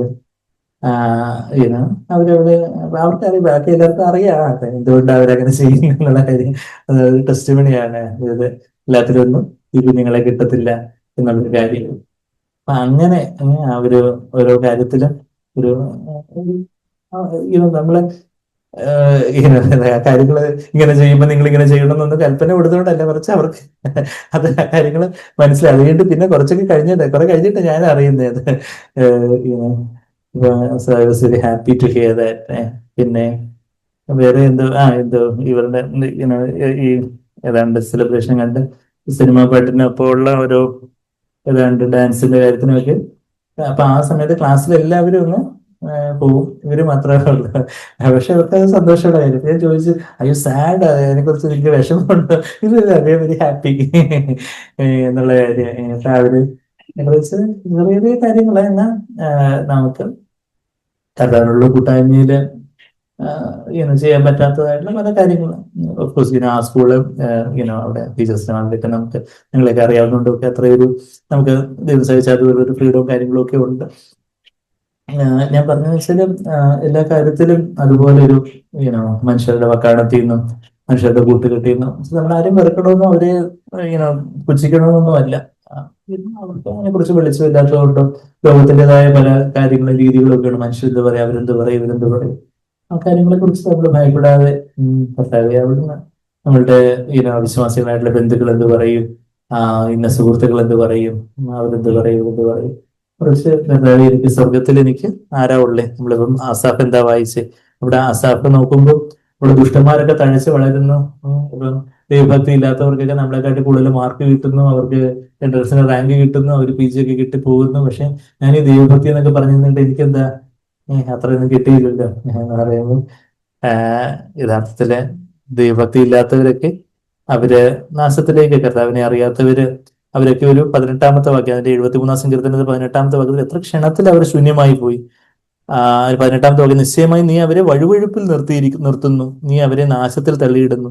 അത് എപ്പോഴാ അവന് ആദ്യം ഈ 71-ാം സങ്കീർത്തനം നമുക്കറിയാം, പല കാര്യങ്ങളൊക്കെ ചുറ്റും നടക്കുന്നതൊക്കെ കണ്ട് പല ഒരു പരാതിയും പെറുപെറുപ്പും ഒക്കെ ആയിട്ട് അസഹായിരുന്നു. എന്നാൽ അവൻ എപ്പോഴാണ് കാര്യങ്ങൾ ഗ്രഹിച്ചത്? എന്റെ 16-ാമത്തെ വാക്യത്തില്, ഞാൻ ഇത് ഗ്രഹിക്കുവാൻ നിരൂപിച്ചപ്പോൾ എനിക്ക് പ്രയാസമായി തോന്നി, ഒടുവിൽ ഞാൻ ദൈവത്തിന്റെ വിശുദ്ധ മന്ദിരത്തിൽ ചെന്ന്, 17-ാമത്തെ വാക്യം, ദൈവത്തിന്റെ വിശുദ്ധ മന്ദിരത്തിൽ ചെന്ന് അവരുടെ അന്തം എന്താകും എന്ന് ചിന്തിച്ചു. അപ്പോഴാണ് കാര്യങ്ങൾ എന്താന്നുള്ള കാര്യം മനസ്സിലാകുകയും, അയ്യോ ഞാൻ സെൻസ്ലെസ് ആയിരുന്നല്ലോ. 22-ാമത്തെ വാക്യം, ഞാൻ പൊട്ടനും ഒന്നും അറിയാത്തവനും ആയിരുന്നല്ലോ, നിന്റെ മുമ്പ് മൃഗം പോലെ ആയിരുന്നല്ലോ കർത്താവ്. ഞാൻ പല കാര്യങ്ങളും അവിടുത്തെ ആ കാഴ്ചപ്പാടിലൂടെ കാണാതെ ഞാൻ കർത്താവെ ഞാൻ ഒരു ഒരു പൊട്ടനായിട്ട് ഒരു യഥാർത്ഥത്തിലുള്ള ദൈവത്തിന് ജ്ഞാനമില്ലാത്തവനായി പോയിരുന്നല്ലോ എന്ന കർത്താവെ. എന്നാൽ ഞാൻ 23-ാമത്തെ വാക്യം, എന്നിട്ടും ഞാൻ എപ്പോഴും നിന്റെ അടുക്കൽ ഇരിക്കുന്നു, നീ എന്നെ വലങ്കൈ പിടിച്ചിരിക്കുന്നു, നിന്റെ ആലോചനയാൽ നീ എന്നെ നടത്തും, പിന്നത്തെ ഇതിൽ മഹത്വത്തിലേക്ക് എന്നെ കൈക്കൊള്ളും. എന്നിട്ട് പറയാം, സ്വർഗത്തിൽ എനിക്ക് ആരുള്ളൂ? സ്വർഗത്തിൽ വന്നാല് എനിക്ക് തങ്കത്തിരുവീതികളോ വേറെ എന്തെങ്കിലും മുത്തുമാളികകളോ വേറെ എന്തെങ്കിലുമൊക്കെ വലിയ വലിയ കാര്യങ്ങളോ ഒന്നും അല്ല എനിക്ക് വേണ്ടത്. സ്വർഗത്തിൽ എനിക്ക് കർത്താവേ എനിക്ക് അങ്ങാണ്. എനിക്ക് എത്ര കിരീടം കിട്ടുന്നു, എത്ര മണിമാളികകൾ, എത്ര മാൻഷൻസ് ഉണ്ടെന്നോ എന്നുള്ള കാര്യങ്ങളൊന്നും അല്ല, മറിച്ച് കർത്താവേ എനിക്ക് അങ്ങയോട് ഏറ്റവും ചേർന്നിരിക്കണം. ഇവിടെ ഭൂമിയിലും എനിക്ക് അങ്ങയല്ലാതെ എനിക്ക് വേറെ ഒന്നും ആഗ്രഹമില്ല. അത് യഥാർത്ഥത്തിൽ ആ ഒരു പരിശുദ്ധാത്മാവിന്റെ ഒരു നിറവ് നമ്മെ തന്നെ യഥാർത്ഥത്തില് താഴ്ത്തി ഏൽപ്പിച്ചാലേ നമുക്ക് ആ പരിശുദ്ധാത്മാവിന്റെ നിറവില് കർത്താവിനെ മാത്രം ആഗ്രഹിക്കുവാൻ നമുക്ക് സാധിക്കുകയുള്ളൂ. പഴയ നിയമത്തിൽ അവർക്കുള്ള ഒരു പ്രാപ്യതയില് ആ സഭ അങ്ങനെ പറഞ്ഞു. എന്നാൽ പുതിയ ഉടമ്പടിയിലെ യഥാർത്ഥത്തില് പരിശുദ്ധാത്മ നമ്മളെ വന്ന് നിറയ്ക്കുവാനായിട്ട് നമ്മുടെ ഉള്ളത്തെ കർത്താവിനായിട്ട് തുറന്നു കൊടുത്താലേ പരിശുദ്ധാത്മാവിന് മാത്രമേ നമുക്ക് യേശുവിനെ മാത്രം ആഗ്രഹിപ്പാൻ, യേശുവിനെ മാത്രം ആഗ്രഹിക്കുന്ന, കർത്താവിന്റെ മുഖത്തേക്ക് മാത്രം നോക്കുന്ന, കർത്താവിന്റെ സത്യത്തിനായിട്ട് എപ്പോഴും കാതോർക്കുന്ന, കർത്താവിനെ എപ്പോഴും പരിശീലിക്കുകയും സ്നേഹിക്കുകയും അനുസരിക്കുകയൊക്കെ ചെയ്യുന്ന ഒരു നിർമ്മലമായിട്ടുള്ള ഒരു സ്നേഹബന്ധമാണ് നമ്മളുടെ ജീവിതമായിരിക്കേണ്ടത്. നമ്മള് ഉത്തമഗീതത്തിലൊക്കെ ആ ഒരു നമ്മുടെ ശബ്ദം കേൾക്കാൻ ആഗ്രഹിക്കുന്ന ആ ഒരു കർത്താവിനെ കുറിച്ചൊക്കെ നമ്മൾ വായിക്കുന്നുണ്ട്. ഉത്തമഗീതം ആ കാര്യങ്ങളും കൂടെ ഒക്കെ പറഞ്ഞ് ഞാൻ കൺക്ലൂഡ് ചെയ്യാം. ഉത്തമഗീതം അവിടെ അതിന്റെ 2-ാം അധ്യായത്തില് അവിടെ നാരകത്തിന്റെ തണലിൽ ഇരുന്ന് അതിന്റെ 3-ാമത്തെ വാക്യം കാട്ടുമരങ്ങളുടെ ഇടയിൽ, ഉത്തമഗീതം അതിന്റെ 1-ാം അധ്യായത്തിൽ തന്നെ അതിന്റെ 4-ാമത്തെ വാക്യത്തിൽ നിന്റെ പിന്നാലെ എന്നെ വലിക്കുക എന്നുള്ള ട്രാൻസ്ലേഷൻ അത്ര പോരാ. Draw me near, draw me after you, ആകർഷിക്കുക എന്ന കുറച്ചുകൂടെ നല്ല ട്രാൻസ്ലേഷൻ. നിന്റെ പിന്നാലെ എന്നെ ആകർഷിക്കുക, നാം ഓടിപ്പോവുക. അതിങ്ങനെ രാജാവ് എന്നെ പള്ളിയറകളിലേക്ക് കൊണ്ടുവന്നിരിക്കുന്നു, ഞാനും ഇത് രാജാവുമായിട്ടുള്ള കർത്താവ് മാത്രം. ബാക്കിയുള്ള നമുക്ക് സൗകര്യങ്ങളുള്ള കൂട്ടായ്മ, ബാക്കി എല്ലാ കാര്യങ്ങളും എല്ലാം വേണം. എന്നാൽ ഇതിൽ നിന്ന് ആരംഭിക്കണം. ഞാനും എന്റെ കർത്താവ് മാത്രമുള്ള ഒരു സമയം. യേശു കർത്താവ് ഒരുപാട് ബിസി മിനിസ്ട്രി ആയിരുന്നു, കർത്താവിനോട് അത് തിരക്കേറിയ ശുശ്രൂഷയായിരുന്നു. എന്നാൽ ജപം കൊണ്ട് 5000 പേരെയൊക്കെ പോഷിപ്പിച്ചു, ഒത്തിരി കാര്യങ്ങളും എല്ലാം ചെയ്തു. ആ ദിവസത്ര ബിസിയസ്റ്റ് ഡേ ആണുള്ള കാര്യത്തിൽ നമ്മൾ പലപ്പോഴും കണ്ടിട്ടില്ല. എല്ലാം കഴിഞ്ഞിട്ട് ശിഷ്യന്മാരെ എങ്ങനെയെങ്കിലും ഒക്കെ പറഞ്ഞു വെച്ചിട്ട് പിതാവിന്റെ മുമ്പാകെ കുറച്ച് സമയം, അല്പനേരം കുറച്ച് സമയം പിതാവിന് മുമ്പാകെ ചെലവിടാനായിട്ട് ഒരു കർത്താവിന്റെ. അതുപോലെ നമുക്ക് കർത്താവിനോട് അതുപോലെ കുറച്ച് സമയം വേറെ ആരും അറിയാതെ കർത്താവിന് മുമ്പാകെ കർത്താവുമായിട്ട് സമയം സ്പെൻഡ് ചെയ്യുന്ന ഒരു ശീലം നമുക്കുണ്ട്. യേശുവായിട്ട് കേൾക്കാനും, കർത്താവിനോട് സംസാരിക്കാനും, കർത്താവിനോട് നമ്മളെ അറിയുള്ള കാര്യങ്ങളൊക്കെ പറയാനും, കർത്താവിനെ കേൾക്കാനും ഒക്കെ കഴിയുന്നൊരു കാര്യം. രാജാവിനെ പള്ളിയറകളിലേക്ക് കൊണ്ടുവന്നിരിക്കുന്നത് നമ്മൾ ഇതിന്റെ 4-ാമത്തെ വാക്യം, അതിവിശുദ്ധ സ്ഥലം, കർത്താവും ഞാനും മാത്രമുള്ള അതിവിശുദ്ധ സ്ഥലം. വിശുദ്ധ സ്ഥലത്തും പ്രാകാരത്തും ഒക്കെ ഒത്തിരി ആൾക്കൂട്ടവും തിരക്കും ഒക്കെ ഉണ്ട്. പ്രാകാരത്തിൽ ഒത്തിരി ആൾക്കാരുണ്ട്, വിശുദ്ധ സ്ഥലത്തിൽ അത്രയും ഇല്ല. എനിക്കൊരു അവിടെയും പല ആൾക്കാരും ബഹളമൊക്കെയാണ്. എന്നാൽ അതിവിശുദ്ധ സ്ഥലത്ത് ഞാനും ഒരു ദൈവവും മാത്രം, നമ്മുടെ ആത്മാവിന്റെ തലത്തിൽ. നമുക്കറിയാം അതിവിശുദ്ധ സ്ഥലത്തിലേക്ക് നമുക്ക് എങ്ങനെ പ്രവേശിക്കാൻ പറ്റുന്നേ? നമ്മുടെ ജഡവാകുന്ന തിരശ്ശീലയെ ചീന്തുവാനായിട്ട് നമ്മുടെ കർത്താവ് എന്റെ ഇഷ്ടമൊന്നും വേണ്ട. നമ്മുടെ ജീവിതത്തിൽ ഓരോ കാര്യത്തിൽ നമ്മൾ ഇത്രയും വലിയ ഭക്തിയുടെ കാര്യങ്ങളൊക്കെ പറഞ്ഞിട്ട് എങ്ങനെയാ ഭക്തിയിലോട്ട് വരുന്നേ? നമ്മളുടെ ജീവിതത്തിൽ ദൈവത്തിന് വിരോധമായിട്ട് നമ്മളിലുള്ള ഒരു സ്വന്തം ഇഷ്ടമുണ്ട്, ഒരു സ്വയ ജീവിതം. ദൈവത്തിന് വിരോധമായിട്ടുള്ള നമ്മളിലുള്ള ആ സ്വന്തം ഇഷ്ടത്തെ കർത്താവെ ഞാൻ സമ്പൂർണ്ണമായിട്ട് എന്നെ ഞങ്ങൾ താഴ്ത്തുന്ന ഒരു 0-ആയിട്ട് 0-ആയിട്ട് അംഗപ്രത്യംഗമായിട്ട് ഞാൻ എന്നെ സമർപ്പിക്കുന്നു എന്നുള്ള ഇപ്പം നമ്മൾ യഥാർത്ഥത്തിൽ പറഞ്ഞു. ഉള്ളം നിറയ്ക്കണമേ എന്നൊക്കെ നമ്മൾ ആ പാട്ടിൽ പാടി. ഉള്ളം ഞാൻ തുറന്നു വരുന്നു, അവിടുന്ന് കർത്താവെ അവിടുത്തെ ജീവിതത്തിൽ നദികാരനെ നിറയ്ക്കണമേ എന്നൊക്കെ നമ്മൾ പാടിയതുപോലെ നമ്മളതിനെ അങ്ങ് യഥാർത്ഥത്തിൽ താഴ്ത്തി ഏൽപ്പിക്കുമ്പോൾ, അങ്ങനെ ആ സ്വന്തം ഇഷ്ടത്തെ താഴ്ത്തി ഏൽപ്പിക്കുമ്പോൾ പരിശുദ്ധാത്മാവിന്റെ നിറവിലാ നമ്മൾ അതിവിശുദ്ധ സ്ഥലത്ത് കർത്താവിന്റെ ഒരു സാന്നിധ്യത്തിലേക്ക്. അവിടെ ഞാനും എന്റെ കർത്താവ് മാത്രം. അത് കഴിഞ്ഞിട്ട് അതിന്റെ 2-ാം അധ്യായത്തിന്റെ അതിന്റെ 3-ാമത്തെ വാക്യത്തിൽ കാട്ടുമരങ്ങളുടെ ഇടയിൽ ഒരു നാരകം പോലെ. കാട്ടുമരങ്ങളും നാരകവും എത്ര വ്യത്യസ്തമാണ്. കാട്ടുമരങ്ങൾ എന്നാൽ നാരകം, എല്ലാവരും കാട്ടുമരത്തിന് നമ്മുടെ ഇംഗ്ലീഷിൽ ആപ്പിൾ ട്രീ, ഒത്തിരി മരങ്ങളുണ്ട്. പെട്ടെന്നൊരു ആപ്പിള് തിങ്ങി നിൽക്കുന്ന ഒരു മരം കണ്ടാൽ നമ്മൾ മിസ് ചെയ്യത്തില്ല. അതുമാത്രം വ്യത്യസ്തമാണ്. അടവി തരിക്കളിനിടയിൽ ഒരു നാരകം എന്ന വണ്ണം നമ്മൾ പാടുന്നത് പോലെ കാട്ടുമരങ്ങളുടെ ഇടയിൽ ഒരു നാരകം പോലെ യൗവനക്കാരുടെ ഇടയിൽ ഈ ലോകത്തിന് പല അട്രാക്ഷൻസും കാര്യങ്ങളും ഒക്കെ ഉണ്ട്, പല ആകർഷണങ്ങളുണ്ട്. എന്നാൽ അതിന്റെയൊക്കെ ഇടയിൽ എന്റെ പ്രിയനായിരിക്കുന്നു. അതിന്റെ നിഴലിൽ ഞാൻ അതിമോദത്തോടെ കർത്താവിന്റെ നിഴലിൽ, കർത്താവിന്റെ കാൽപാദത്തിലിരിക്കുന്ന പതിനേഴ് മറിയയുടെ ഒരു ചിത്രം നമ്മളവിടെ കാണുന്നു. അതിന്റെ നിഴലിൽ ഞാൻ അതിമോദത്തോടെ ഇരുന്നു. അതിന്റെ പഴം, ഫ്രൂട്ട്, കർത്താവിന്റെ വചനങ്ങൾ എന്റെ രുചിക്ക് ഏറ്റവും മധുരമായിരുന്നു എന്നുള്ളൊരു കാര്യമൊക്കെ നമ്മൾ കണ്ട് അത് കഴിഞ്ഞിട്ട് ആ ഒരു സ്നേഹത്തിന്റെ കാര്യങ്ങൾ എന്റെ 6-ാമത്തെ വാക്യം, കർത്താവിന്റെ ഇടങ്കൈ, അവന്റെ ഇടങ്കൈ എന്റെ തലയിൽ കീഴിൽ ഇരിക്കട്ടെ. ഞാൻ എന്റെ തലയിൽ കീഴിൽ കർത്താവിന്റെ ഇടങ്കൈ ഉണ്ടെങ്കിൽ ഞാൻ അങ്ങോട്ടും ഇങ്ങോട്ടും ഒന്ന് ആത്മീയമായിട്ട് വേറെ പല കാര്യങ്ങളിലേക്ക് ഡിസ്ട്രാക്റ്റഡ് ആയി പോകാതെ അവന്റെ വലങ്കൈ എന്നെ ആശ്ലേഷിക്കട്ടെ. ഞാൻ കർത്താവ് വേറെ എങ്ങോട്ടും ഈ പാത വിട്ട് പോകാതെ, ഈ ക്രൂസിന്റെ പാത വിട്ട് പോകാതെ അവിടുത്തെ വലങ്കൈ എന്നെ ആശ്ലേഷിക്കട്ടെ എന്നൊക്കെ പറഞ്ഞ് എന്റെ താഴോട്ട് വരുമ്പോൾ എന്റെ 2-ാം അധ്യായത്തിന്റെ 14-ാമത്തെ വാക്യത്തില് നമ്മുടെ ശബ്ദം കേൾക്കാനായിട്ട്, നമ്മെ കാണാനായിട്ട് ആഗ്രഹിക്കുന്ന ഒരു കാന്തൻ, പാറയുടെ പിളർപ്പിലും കടന്തൂക്കിന്റെ മറവിലിരിക്കുന്നതിന്റെ പ്രാവി നിന്റെ മുഖം ഞാനൊന്ന് കാണട്ടെ. കർത്താവിന് നമ്മളോടുള്ള സമയം ചെലവഴിക്കാൻ നമുക്ക് ആഗ്രഹമുള്ളതിനെക്കാട്ടിലും ആരാ ആഗ്രഹിക്കുന്നത്? കർത്താവ് നമ്മളോട് സമയം ചെലവഴിക്കാൻ ആഗ്രഹിക്കുന്നു. കർത്താവ് നമ്മളെ അതുപോലെ ഇപ്പം വളരെ ബിസി ആയിട്ടുള്ള വലിയൊരു മന്ത്രി അല്ലെങ്കിൽ വലിയ ഒരു പ്രൊഫസർ, വലിയൊരു സീനിയർ ഡോക്ടർ അല്ലെങ്കിൽ സീനിയർ ആയിട്ടുള്ള ഒരാള് നമ്മളെ കാണാനായിട്ട് വിളിക്കുമ്പോൾ നമ്മളെല്ലാം തിരക്കൊക്കെ മാറ്റി വെച്ച് അതിനായിട്ട് അപ്പോയിന്റ്മെന്റ് ഒക്കെ എടുത്ത് ആ സമയം, അത്രയും വലിയൊരാള് നമ്മളെ കാണാനായിട്ട് വിളിക്കുമ്പോൾ നമ്മൾ സമയമൊക്കെ മാറ്റി വെച്ച് നേരത്തെ ഇരുന്നിരുന്ന് ആ ഒരു സമയം അത് വാല്യൂ ചെയ്യുന്നു എന്ന് പറഞ്ഞതുപോലെ ആ നമ്മളെ ഈ പ്രപഞ്ചത്തിന്റെ സൃഷ്ടാവ് നമ്മളുടെ മുഖം ഒന്ന് കാണുവാനും നമ്മുടെ ആത്മീയ സൗന്ദര്യം കാണുവാനും നമ്മളുടെ സ്വരം കേൾക്കുവാനുമായിട്ട് ആഗ്രഹിക്കുന്നു. നിന്റെ സ്വരം ഇമ്പമുള്ളതും സൗന്ദര്യമുള്ളതും ആകുന്നു എന്നൊക്കെയാണ് നമ്മളിവിടെ 2-ാം അധ്യായത്തിന് 14-ാമത്തെ വാക്യം പുത്തൻഗീതം 2:14 വായിക്കുന്നത്. അവിടെ കടുന്തൂക്കിന്റെ മറവിൽ എന്നൊക്കെ പറയുന്ന ആ സീക്രട്ട് പ്ലേസ്, വേറെ ആരുമില്ല, ഞാനിന്റെ കർത്താവ്. അത് കഴിഞ്ഞിട്ട് ഇവൻ അതിന്റെ 3-ാം അധ്യായത്തില് അതിന്റെ 3-ാമത്തെ വാക്യത്തിൽ എന്നെ പ്രാണപ്രിയനെ കണ്ടു, അതായത് യേശുവിനെ കണ്ടു, യേശുവിനോടുള്ള ബന്ധം, അതാ ജീവിതത്തിന്റെ അന്വേഷണം. അത് കഴിഞ്ഞിട്ട് ഞാൻ എന്റെ പ്രാണപ്രിയനെ കണ്ടു, 4-ാമത്തെ വാക്യം 3:4 അവരെ വിട്ട് കുറെ അങ്ങോട്ട് ചെന്നപ്പോൾ ഞാൻ എന്റെ പ്രാണപ്രിയനെ കണ്ടു, ഞാൻ അവനെ പിടിച്ചു. അത് കഴിഞ്ഞിട്ട് പിന്നെ താഴോട്ട് വരുമ്പോൾ അവനെ വിട്ടില്ല. I held on to him and would not let him go. അതുപോലെ കർത്താവിനെ ക്ലിങ് ഓൺ ചെയ്യുന്ന ഒരു കൊച്ചുകുഞ്ഞിനെ പോലെ, കൊച്ചുകുഞ്ഞ അമ്മയെ അങ്ങളിൽ പിടിക്കുന്നത് പറഞ്ഞതുപോലെ കർത്താവിനെ അതുപോലെ തന്നെ ക്ലിങ് ഓൺ ചെയ്യുന്ന ഒരു സ്വഭാവം നമുക്കുണ്ട്. കർത്താവെ അങ്ങനെ വിട്ടുപോകല്ലേ, അവിടുത്തെ സാന്നിധ്യബോധത്തിൽ എപ്പോഴും ആയിരിക്കും എന്നെ സഹായിക്കണമേ എന്നുള്ളൊരു കർത്താവ് നമ്മളോട് പറയുന്ന ഒരു വാക്യം 4-ാമത്തെ വാക്യത്തിൽ എന്റെ പ്രിയ നീ സർവാംഗ സുന്ദരി, നിന്നിൽ യാതൊരു ഊനവും ഇല്ല, നിന്നിൽ യാതൊരു കുറവും ഇല്ല. 4-7 എന്റെ കൂടെ നീ വരിക എന്നാ പറയുന്നത്. വലിയ ആത്മീയ ഉന്നതങ്ങളിലേക്ക് എന്റെ കൂടെ വരിക എന്ന് നമ്മളെ വിളിക്കുന്ന ഒരു കർത്താവ്.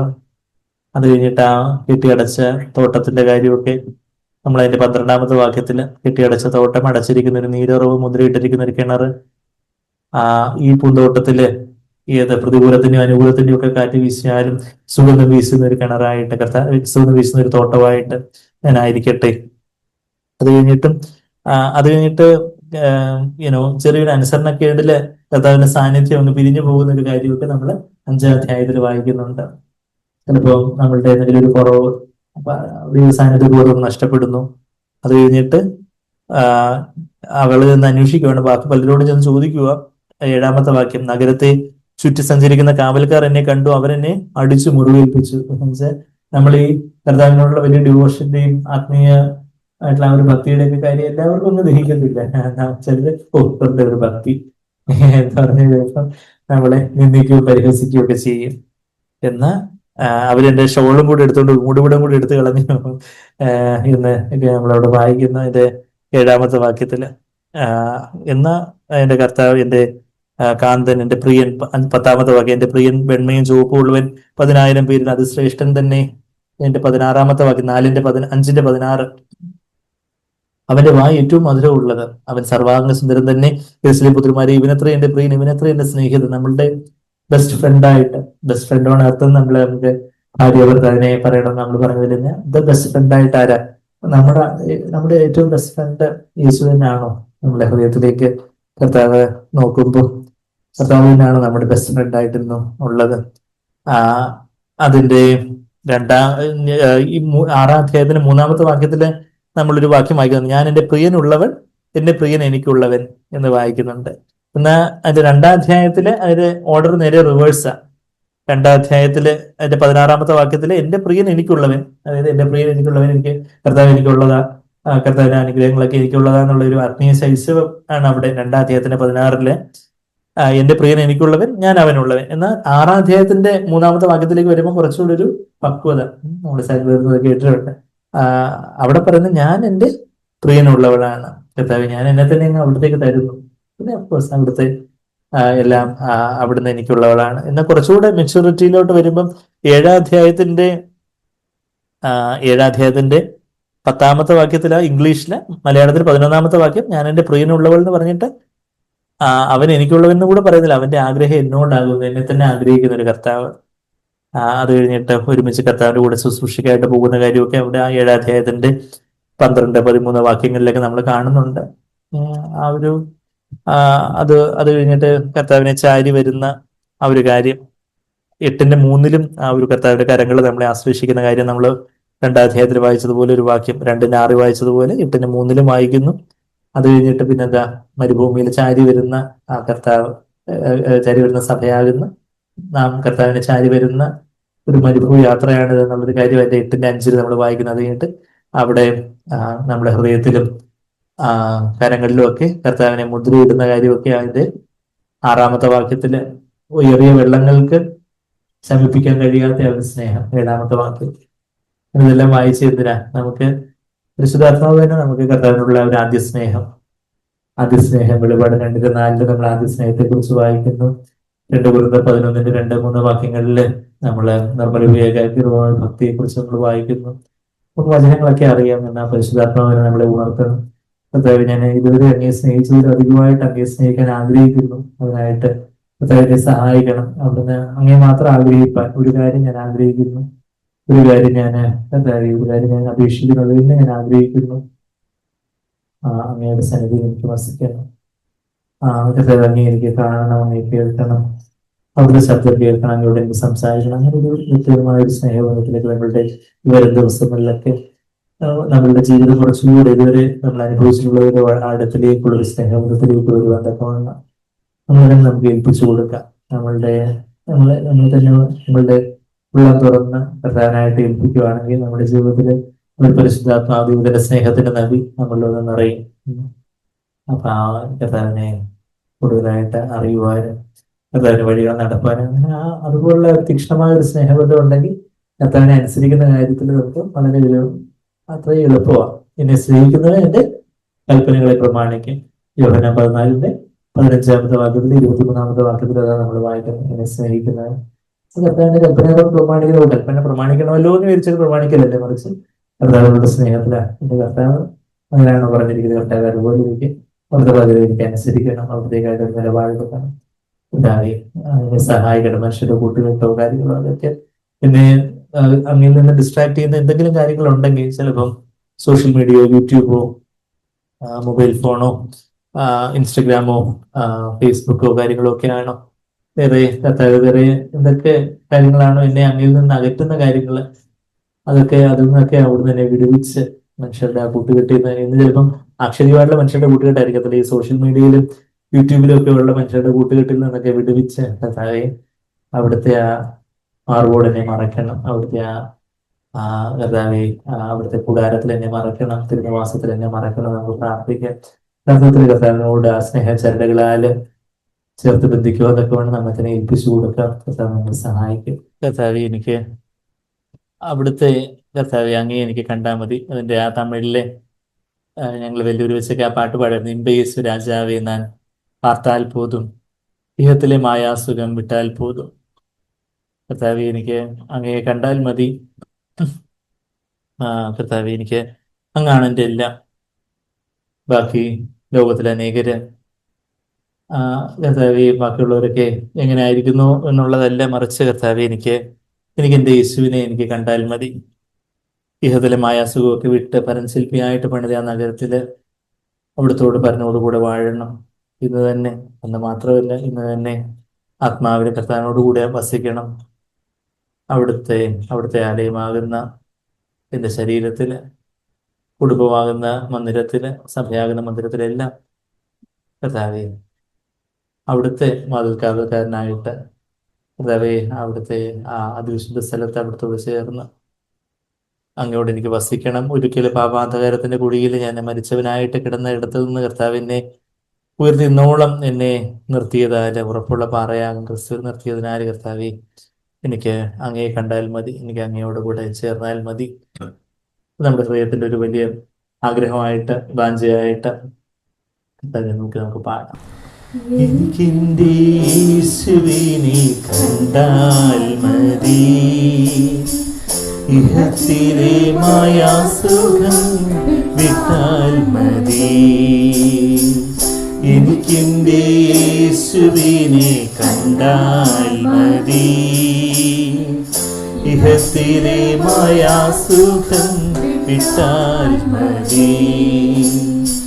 പരൻ ശില്പിയായി പണിത നഗരമതിൽ, പരൻ ശില്പിയായി പണിത നഗരമതിൽ പരനോടു കൂടി വാഴാൻ പോയാൽ മതി. പരനോടു കൂടി വാഴാൻ പോയാൽ മതി. ഒരിക്കൽ പാപാന്ധകാര കുഴികതിൽ ഞാൻ മരിച്ചവനായി കിടന്നു ഇടത്തു നിന്ന്. ഒരിക്കൽ പാപാന്ധകാര കുഴിയതിൽ ഞാൻ മരിച്ചവനായി കിടന്നു ഇടത്തു നിന്ന്. ഉയർത്തിയെന്നോളമെന്നെ നിർത്തിയതാ. ഉയർത്തിയെന്നോളമെന്നെ നിർത്തിയവൻ ഉറപ്പുള്ള പാറയാകും ക്രിസ്തീശുവിൽ.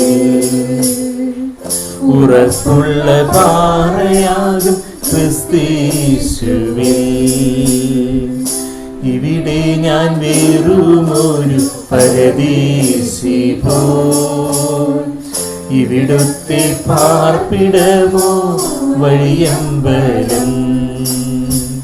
ഇവിടെ ഞാൻ വെറുമൊരു പരദേശി പോൽ. ഇവിടുത്തെ പാർപ്പിടമോ വഴിയമ്പലം. ഇവിടെനിക്കാരും തുണ ഇല്ലെങ്കിലും. ഇവിടെനിക്കാരും തുണ ഇല്ലെങ്കിലും ഇണയാകും യേശുവോടു ചേർന്നാൽ മതി. ഇണയാകും യേശുവോടു ചേർന്നാൽ മതി. പ്രിയനീനിക്കിനിയേകും ദിനമൊക്കെയും ഉയർത്തിടാം സുവിശേഷ കൊടിമഞ്ഞിൽ. പ്രിയനീനിക്കിനിയേകും ദിനമൊക്കെയും ഉയർത്തിടാം സുവിശേഷ കൊടിമഞ്ഞിൽ. ഇളക്കമില്ലാത്ത നാട്ടിൽ വസിച്ചിടുവാൻ. ഇളക്കമില്ലാത്ത നാട്ടിൽ വസിച്ചിടുവാൻ. തിടുക്കമാണിൻ മണാളൻ വന്നാൽ മതി. തിടുക്കമാണിൻ മണാളൻ വന്നാൽ മതി. കളങ്കമില്ലാതെ എന്നെ തിരുസന്നിധി വിളങ്ങുവാൻ യേശു കഷ്ടം സഹിച്ചെനിക്കായി. കളങ്കമില്ലാതെ എന്നെ തിരുസന്നിധി വിളങ്ങുവാൻ യേശു കഷ്ടം സഹിച്ചെനിക്കായി. തളർന്ന മെയ്കാൽക്കരങ്ങൾ തുളച്ച മാർഗം. തളർന്ന മെയ്കാൽക്കരങ്ങൾ തുളച്ച മാർഗം. നിറഞ്ഞ കണ്ണീരുമാർദ്ര ഹൃദയവുമായി. നിറഞ്ഞ കണ്ണീരുമാർദ്ര ഹൃദയവുമായി. നിറഞ്ഞ പ്രത്യാശയാൽ ഞാൻ ദിനമൊക്കെയും പറഞ്ഞ വാക്കോർത്തു മാത്രം പാർത്തിടുന്നു. നിറഞ്ഞ പ്രത്യാശയാൽ ഞാൻ ദിനമൊക്കെയും പറഞ്ഞ വാക്കോർത്തു മാത്രം പാർത്തിടുന്നു. നിറുത്തീണമീ വിശുദ്ധ ആത്മാവിനാൽ. നിറുത്തീണമീ വിശുദ്ധ ആത്മാവിനാൽ. പറന്നേറിവാനിലെത്തി വസിച്ചാൽ മതി. പറന്നേറിവാനിലെത്തി വസിച്ചാൽ മതി. എനിക്കെന്റെ യേശുവിനെ കണ്ടാൽ മതി. ഇഹത്തിലെ മായാസുഖം വിട്ടാൽ മതി. എനിക്കെന്റെ യേശുവിനെ കണ്ടാൽ മതി. ഇഹത്തിലെ മായാസുഖം കിട്ടാൻ മതി. അതെ കർത്താവേ, എനിക്ക് അങ്ങേ കണ്ടാൽ മതി. ഹൃദയശുദ്ധിയുള്ളവർ ഭാഗ്യവാന്മാർ, അവര് ഇപ്പോഴും എല്ലായിടത്തും അങ്ങേ കാണുമല്ലോ കർത്താവേ. അവിടുത്തെ ആത്മാവിനാൽ എന്നെ നിറയ്ക്കണമെന്ന് പ്രാർത്ഥിക്കുന്നു. ഞങ്ങളെ ഒത്തിരി നിറച്ചാൽ ഹൃദയശുദ്ധിയോടെ അങ്ങയെ കാണുവാൻ കർത്താവേ ഒരു കാര്യം തന്നെ ഞാൻ ആഗ്രഹിക്കുന്നു, അത് തന്നെ അപേക്ഷിക്കുന്നു, ആഗ്രഹിക്കുന്നു, എല്ലാം അത് തന്നെയാണ് കർത്താവേ. അങ്ങയെ എനിക്ക് കാണണം, അവിടുത്തെ സന്നിധിയിൽ വസിക്കണം കർത്താവേ. അങ്ങോട്ട് ചേർന്നായിരിക്കണം കർത്താവെ. ആ കൊമ്പുമന്തിലൂടെ വസിക്കുന്നത് പോലെ കർത്താവെ അങ്ങയിൽ എനിക്ക് വസിക്കണം. ആഴത്തിൽ എനിക്ക് അങ്ങോട്ടുള്ളൊരു കൂട്ടായ്മയിലേക്ക് പ്രവേശിക്കണം കർത്താവെ. ആ തിരുനിവാസത്തിന്റെ മറവിൽ എന്നെ മറയ്ക്കണമെന്ന് പ്രാർത്ഥിക്കും.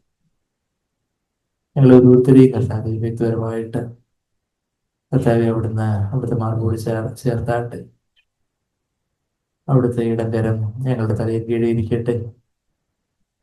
അവിടുത്തെ വലങ്കരം ഞങ്ങളെ ആശ്രയിക്കട്ടെ, ഞങ്ങളുടെ ചുറ്റും ഇരിക്കട്ടെ. അവിടുത്തെ ആ സ്നേഹചരടുകളാല് സ്നേഹകരങ്ങളാല് കർത്താവെ വലയപ്പെട്ട് ആ കരവലയത്തിനുള്ളിൽ, ആ സ്നേഹവലയത്തിനുള്ളിൽ, ആ വാത്സല്യാതിരേകത്തിൽ കർത്താവെ അവിടുത്തെ മാറിലുള്ള അസ്വസ്ഥത അനുഭവിച്ചുകൊണ്ട് അങ്ങയെ കേട്ടുകൊണ്ട് അങ്ങയോട് സംസാരിച്ചുകൊണ്ട് അങ്ങയിൽ ആനന്ദിച്ചുകൊണ്ട് അങ്ങയിൽ മതിമറന്ന് ജീവിപ്പാൻ ഞങ്ങളെ സഹായിക്കണമേ കർത്താവെ. ഞങ്ങള് ലോകപ്രകാരം എത്ര തിരക്കുകളോ എന്തെല്ലാം കർത്താവ് ഉത്തരവാദിത്തങ്ങളോ കാര്യങ്ങളൊക്കെ ഉണ്ടായാലും ഇതെല്ലാം ഏറ്റവും എഫിഷ്യൻ്റ് ആയിട്ട് ചെയ്യണമെങ്കിൽ കർത്താവെ അവിടുത്തെ മാർഗം വസിച്ചുള്ള അസ്വസ്ഥതയിലാണല്ലോ ഞങ്ങൾക്ക് ഏറ്റവും എഫിഷ്യൻ്റ് ആയിട്ട്, ഏറ്റവും പ്രോപ്പറായിട്ട്, ഏറ്റവും കറക്റ്റായിട്ട്, ഏറ്റവും ബെസ്റ്റായിട്ട് ഞങ്ങൾക്ക് ചെയ്യാൻ പറ്റത്തുള്ളൂ. ഞങ്ങളിൽ തന്നെ ചെയ്യാൻ നോക്കിയാൽ അതെല്ലാം എത്ര നാശാഘോഷമാകും, എത്ര കുട്ടിച്ചോറാകും എന്നുള്ള കാര്യം ഞങ്ങൾക്ക് അറിയാമല്ലോ. എന്നാണ് ഞങ്ങള് ആ തിരശ്ശീലയ്ക്ക് അപ്പുറമുള്ള അത് വിശുദ്ധ സ്ഥലത്തേക്ക് ഞങ്ങൾ വരുമ്പോൾ അങ്ങ് മാത്രം അവിടെ ഉണ്ട്. അങ്ങോടൊപ്പം ഉള്ള ഒരു കൂട്ടായ്മ. നിങ്ങൾ പ്രാർത്ഥിക്കുമ്പോൾ വാതിലുകളെല്ലാം അടച്ച്, ജനലുകളെല്ലാം അടച്ച് രഹസ്യത്തിലുള്ള നിന്റെ പിതാവിനോട് പ്രാർത്ഥിക്കുവാൻ പറഞ്ഞ കർത്താവ് രഹസ്യത്തില് അതിവിശുദ്ധ സ്ഥലത്ത് തിരശ്ശീലയ്ക്കപ്പുറം അങ്ങയോടൊന്നായി ചേരുവാൻ ഞങ്ങളുടെ ആത്മമണവാളിനോട് ആത്മാവിലൊന്നായി ചേർന്ന് ആ ആനന്ദ നിർവൃതിയിലെ കർത്താവിനെ വലിയ സ്വസ്ഥതയിലെ സമാധാനത്തിൽ അങ്ങനെല്ലാവുമ്പോൾ അതുമായിട്ടുള്ള ഒരു സ്നേഹബന്ധത്തില്, ആ ആദ്യ സ്നേഹത്തില്, ആ നിർമ്മല ഏകാഗ്രമായിട്ടുള്ള ഒരു സ്നേഹത്തില് കർത്താവെ വസിക്കുവാൻ ഞങ്ങളെ സഹായിക്കണേ. അവിടുത്തെ ആ ഒരു സ്നേഹത്തില് കർത്താവെ എല്ലാ കൽപ്പനകളും അനുസരിപ്പാൻ ഞങ്ങളെ ബലപ്പെടുത്തണമെന്ന് പ്രാർത്ഥിക്കും. ആ സ്നേഹത്തിലല്ലാതെ ഞങ്ങൾ എന്തെങ്കിലുമൊക്കെ അനുസരിച്ചാലും അതൊക്കെ നിർജീവ പ്രവൃത്തികളാണ്. ഈ പോകുന്നത് അതെല്ലാം മരവുപ്പിലും വൈക്കോലുമായിട്ടൊക്കെ ചത്ത് നശിച്ചു പോകും. എന്നാൽ അവിടുത്തെ ഉള്ള ഒരു സ്നേഹത്തില്, പരിശുദ്ധാത്മാവിന്റെ ശക്തി നിറയ്ക്കുന്ന ആ സ്നേഹത്തില് കർത്താവെ അവിടുത്തെ കൽപ്പനകളെല്ലാം അനുസരിപ്പാൻ, അവിടുത്തെ വചനം അത് മുഴുവനായിട്ടും അനുസരിപ്പാൻ ഞങ്ങളെ സഹായിക്കുന്നു. കർത്താവെ പരസ്പരം ക്ഷമിപ്പാൻ, സ്നേഹിപ്പാൻ, അങ്ങനെ ഞങ്ങളെ സ്നേഹിച്ചതുപോലെ സ്നേഹിപ്പാനുമല്ല അപ്പോഴാണല്ലോ നമുക്ക് സാധിക്കുന്നത്. അങ്ങേ മാത്രം നോക്കി ജീവിപ്പാൻ, അങ്ങേ മാത്രം ആഗ്രഹിപ്പാൻ. അതെ കർത്താവെ, സ്വർഗത്തിൽ ചെല്ലുമ്പോൾ വേറെ ഒന്നുമല്ല, അങ്ങ് മാത്രം. എന്നാൽ കർത്താവെ ഇവിടെ ഈ ഭൂമിയിൽ വെച്ച് തന്നെ അങ്ങേ ആഗ്രഹിപ്പാൻ, അങ്ങേ മാത്രം ആഗ്രഹിപ്പാൻ. അതെ, അവിടുത്തെ ഹിതത്തിലുള്ളത് മാത്രം മതി, ബാക്കി ഇതായിട്ടുള്ളതൊന്നും വേണ്ട. അവിടുത്തെ അങ്ങേ മാത്രം ആഗ്രഹിപ്പാൻ തക്കവണ്ണം അവിടുത്തെ ആത്മാവിനെ ഞങ്ങൾ വീട്ടിൽ നിറയ്ക്കണമെന്ന് ഞങ്ങൾ പ്രാർത്ഥിക്കും. ഞങ്ങളെ തന്നെ, ഞങ്ങളുടെ ഉള്ളത്തെ ഞങ്ങൾ അവിടത്തേക്കായിട്ട് തുറന്നു തരുന്നു. ഞങ്ങളുടെ ജീവിതത്തിൽ ഓരോ മേഖലകളും, ഞങ്ങളുടെ ഭവനത്തിൽ ഓരോ മുറികളും, ഞങ്ങളുടെ ജീവിതത്തിൽ ഓരോ മേഖലകളും എല്ലാം അങ്ങനെയൊക്കെയായിട്ട് തുറന്നു തരുന്നു. നമുക്ക് നമ്മെ തന്നെ സമർപ്പിച്ചുകൊണ്ട് കർത്താവിനെ സ്തുതിച്ചുകൊണ്ട് നമുക്ക് പ്രാർത്ഥിക്കാം. നന്ദി കർത്താവേ, നന്ദി. Hallelujah. Thank you Father, we praise you, we exalt you. സ്തുതിക്കുന്നു. നന്ദി കർത്താവേ, സ്തുതിക്കുന്ന കർത്താവേ. Hallelujah, hallelujah. Lord, we open up our whole being unto you, Father. കർത്താവേ, ഞങ്ങൾക്ക് അങ്ങേക്കായിട്ട് ഞങ്ങളെ തന്നെ സമർപ്പിക്കുന്നത്, നിങ്ങൾ അങ്ങേക്കായിട്ട് ഞങ്ങളെ തുറന്നു തരുന്നു. ഞങ്ങളുടെ ജീവിതത്തിലെ എല്ലാ മേഖലകളെയും അങ്ങേക്കായിട്ട് തുറന്നു തരുന്നു. കർത്താവേ, നന്ദി. ഈശോയുടെ ആത്മാവിനാൽ ഞങ്ങളെ നിറച്ച് കർത്താവ് ഇതുവരെ ഞങ്ങൾ അനുഭവിച്ചിട്ടുള്ളതിൽ ആഴത്തിലുള്ള ഒരു സ്നേഹബന്ധത്തിൽ കർത്താവേ, എന്നോടുള്ള നിർമ്മല വ്യാകുലമായിട്ടുള്ള ഒരു ഭക്തി നീ മാത്രം ആഗ്രഹിക്കുന്ന ചെയ്യുന്നത് ഇത് ഞങ്ങളെ വഴി നടത്തുന്ന കർത്താവേ. അതെ കർത്താവേ, ലോകത്തിലെ ഒന്നുമല്ല, ഇവന് ക്രിസ്തീയ ലോകത്തിലെ ഒന്നുമല്ല, മറിച്ച് കർത്താവേ അങ്ങനെ മാത്രം ആഗ്രഹിക്കാൻ ഞങ്ങളെ സഹായിക്കണമേ. അങ്ങനെ നിങ്ങളുടെ സന്നിധിയിൽ തന്നെ ബോർഡ് വസിപ്പാൻ ഞങ്ങളെ സഹായിക്കണം. ആ സ്നേഹബന്ധത്തിൽ ആഴപ്പെടുവാൻ ഞങ്ങളെ സഹായിക്കണം. നിങ്ങളുടെ ചെറുപ്പക്കാരി കുഞ്ഞുങ്ങളെ എസ്പെഷ്യലി സഹായിക്കണമേ എന്ന് പ്രാർത്ഥിക്കുന്നു, അനുഗ്രഹിക്കണമെന്ന് പ്രാർത്ഥിക്കുന്നു. കർത്താവെ, ആരും കർത്താവെ വഴുതി പോവാനുടെ ഒരു പ്രാർത്ഥിക്കുന്നു. നന്ദി കർത്താവെ. വളരെ പ്രാർത്ഥന കേട്ടതിനെ ഒത്തുസ്ഥിതിക്കുന്ന എല്ലാ യേശുവിനും വലിയ മാതൃകയുള്ള നാമത്തിൽ ആമേൻ.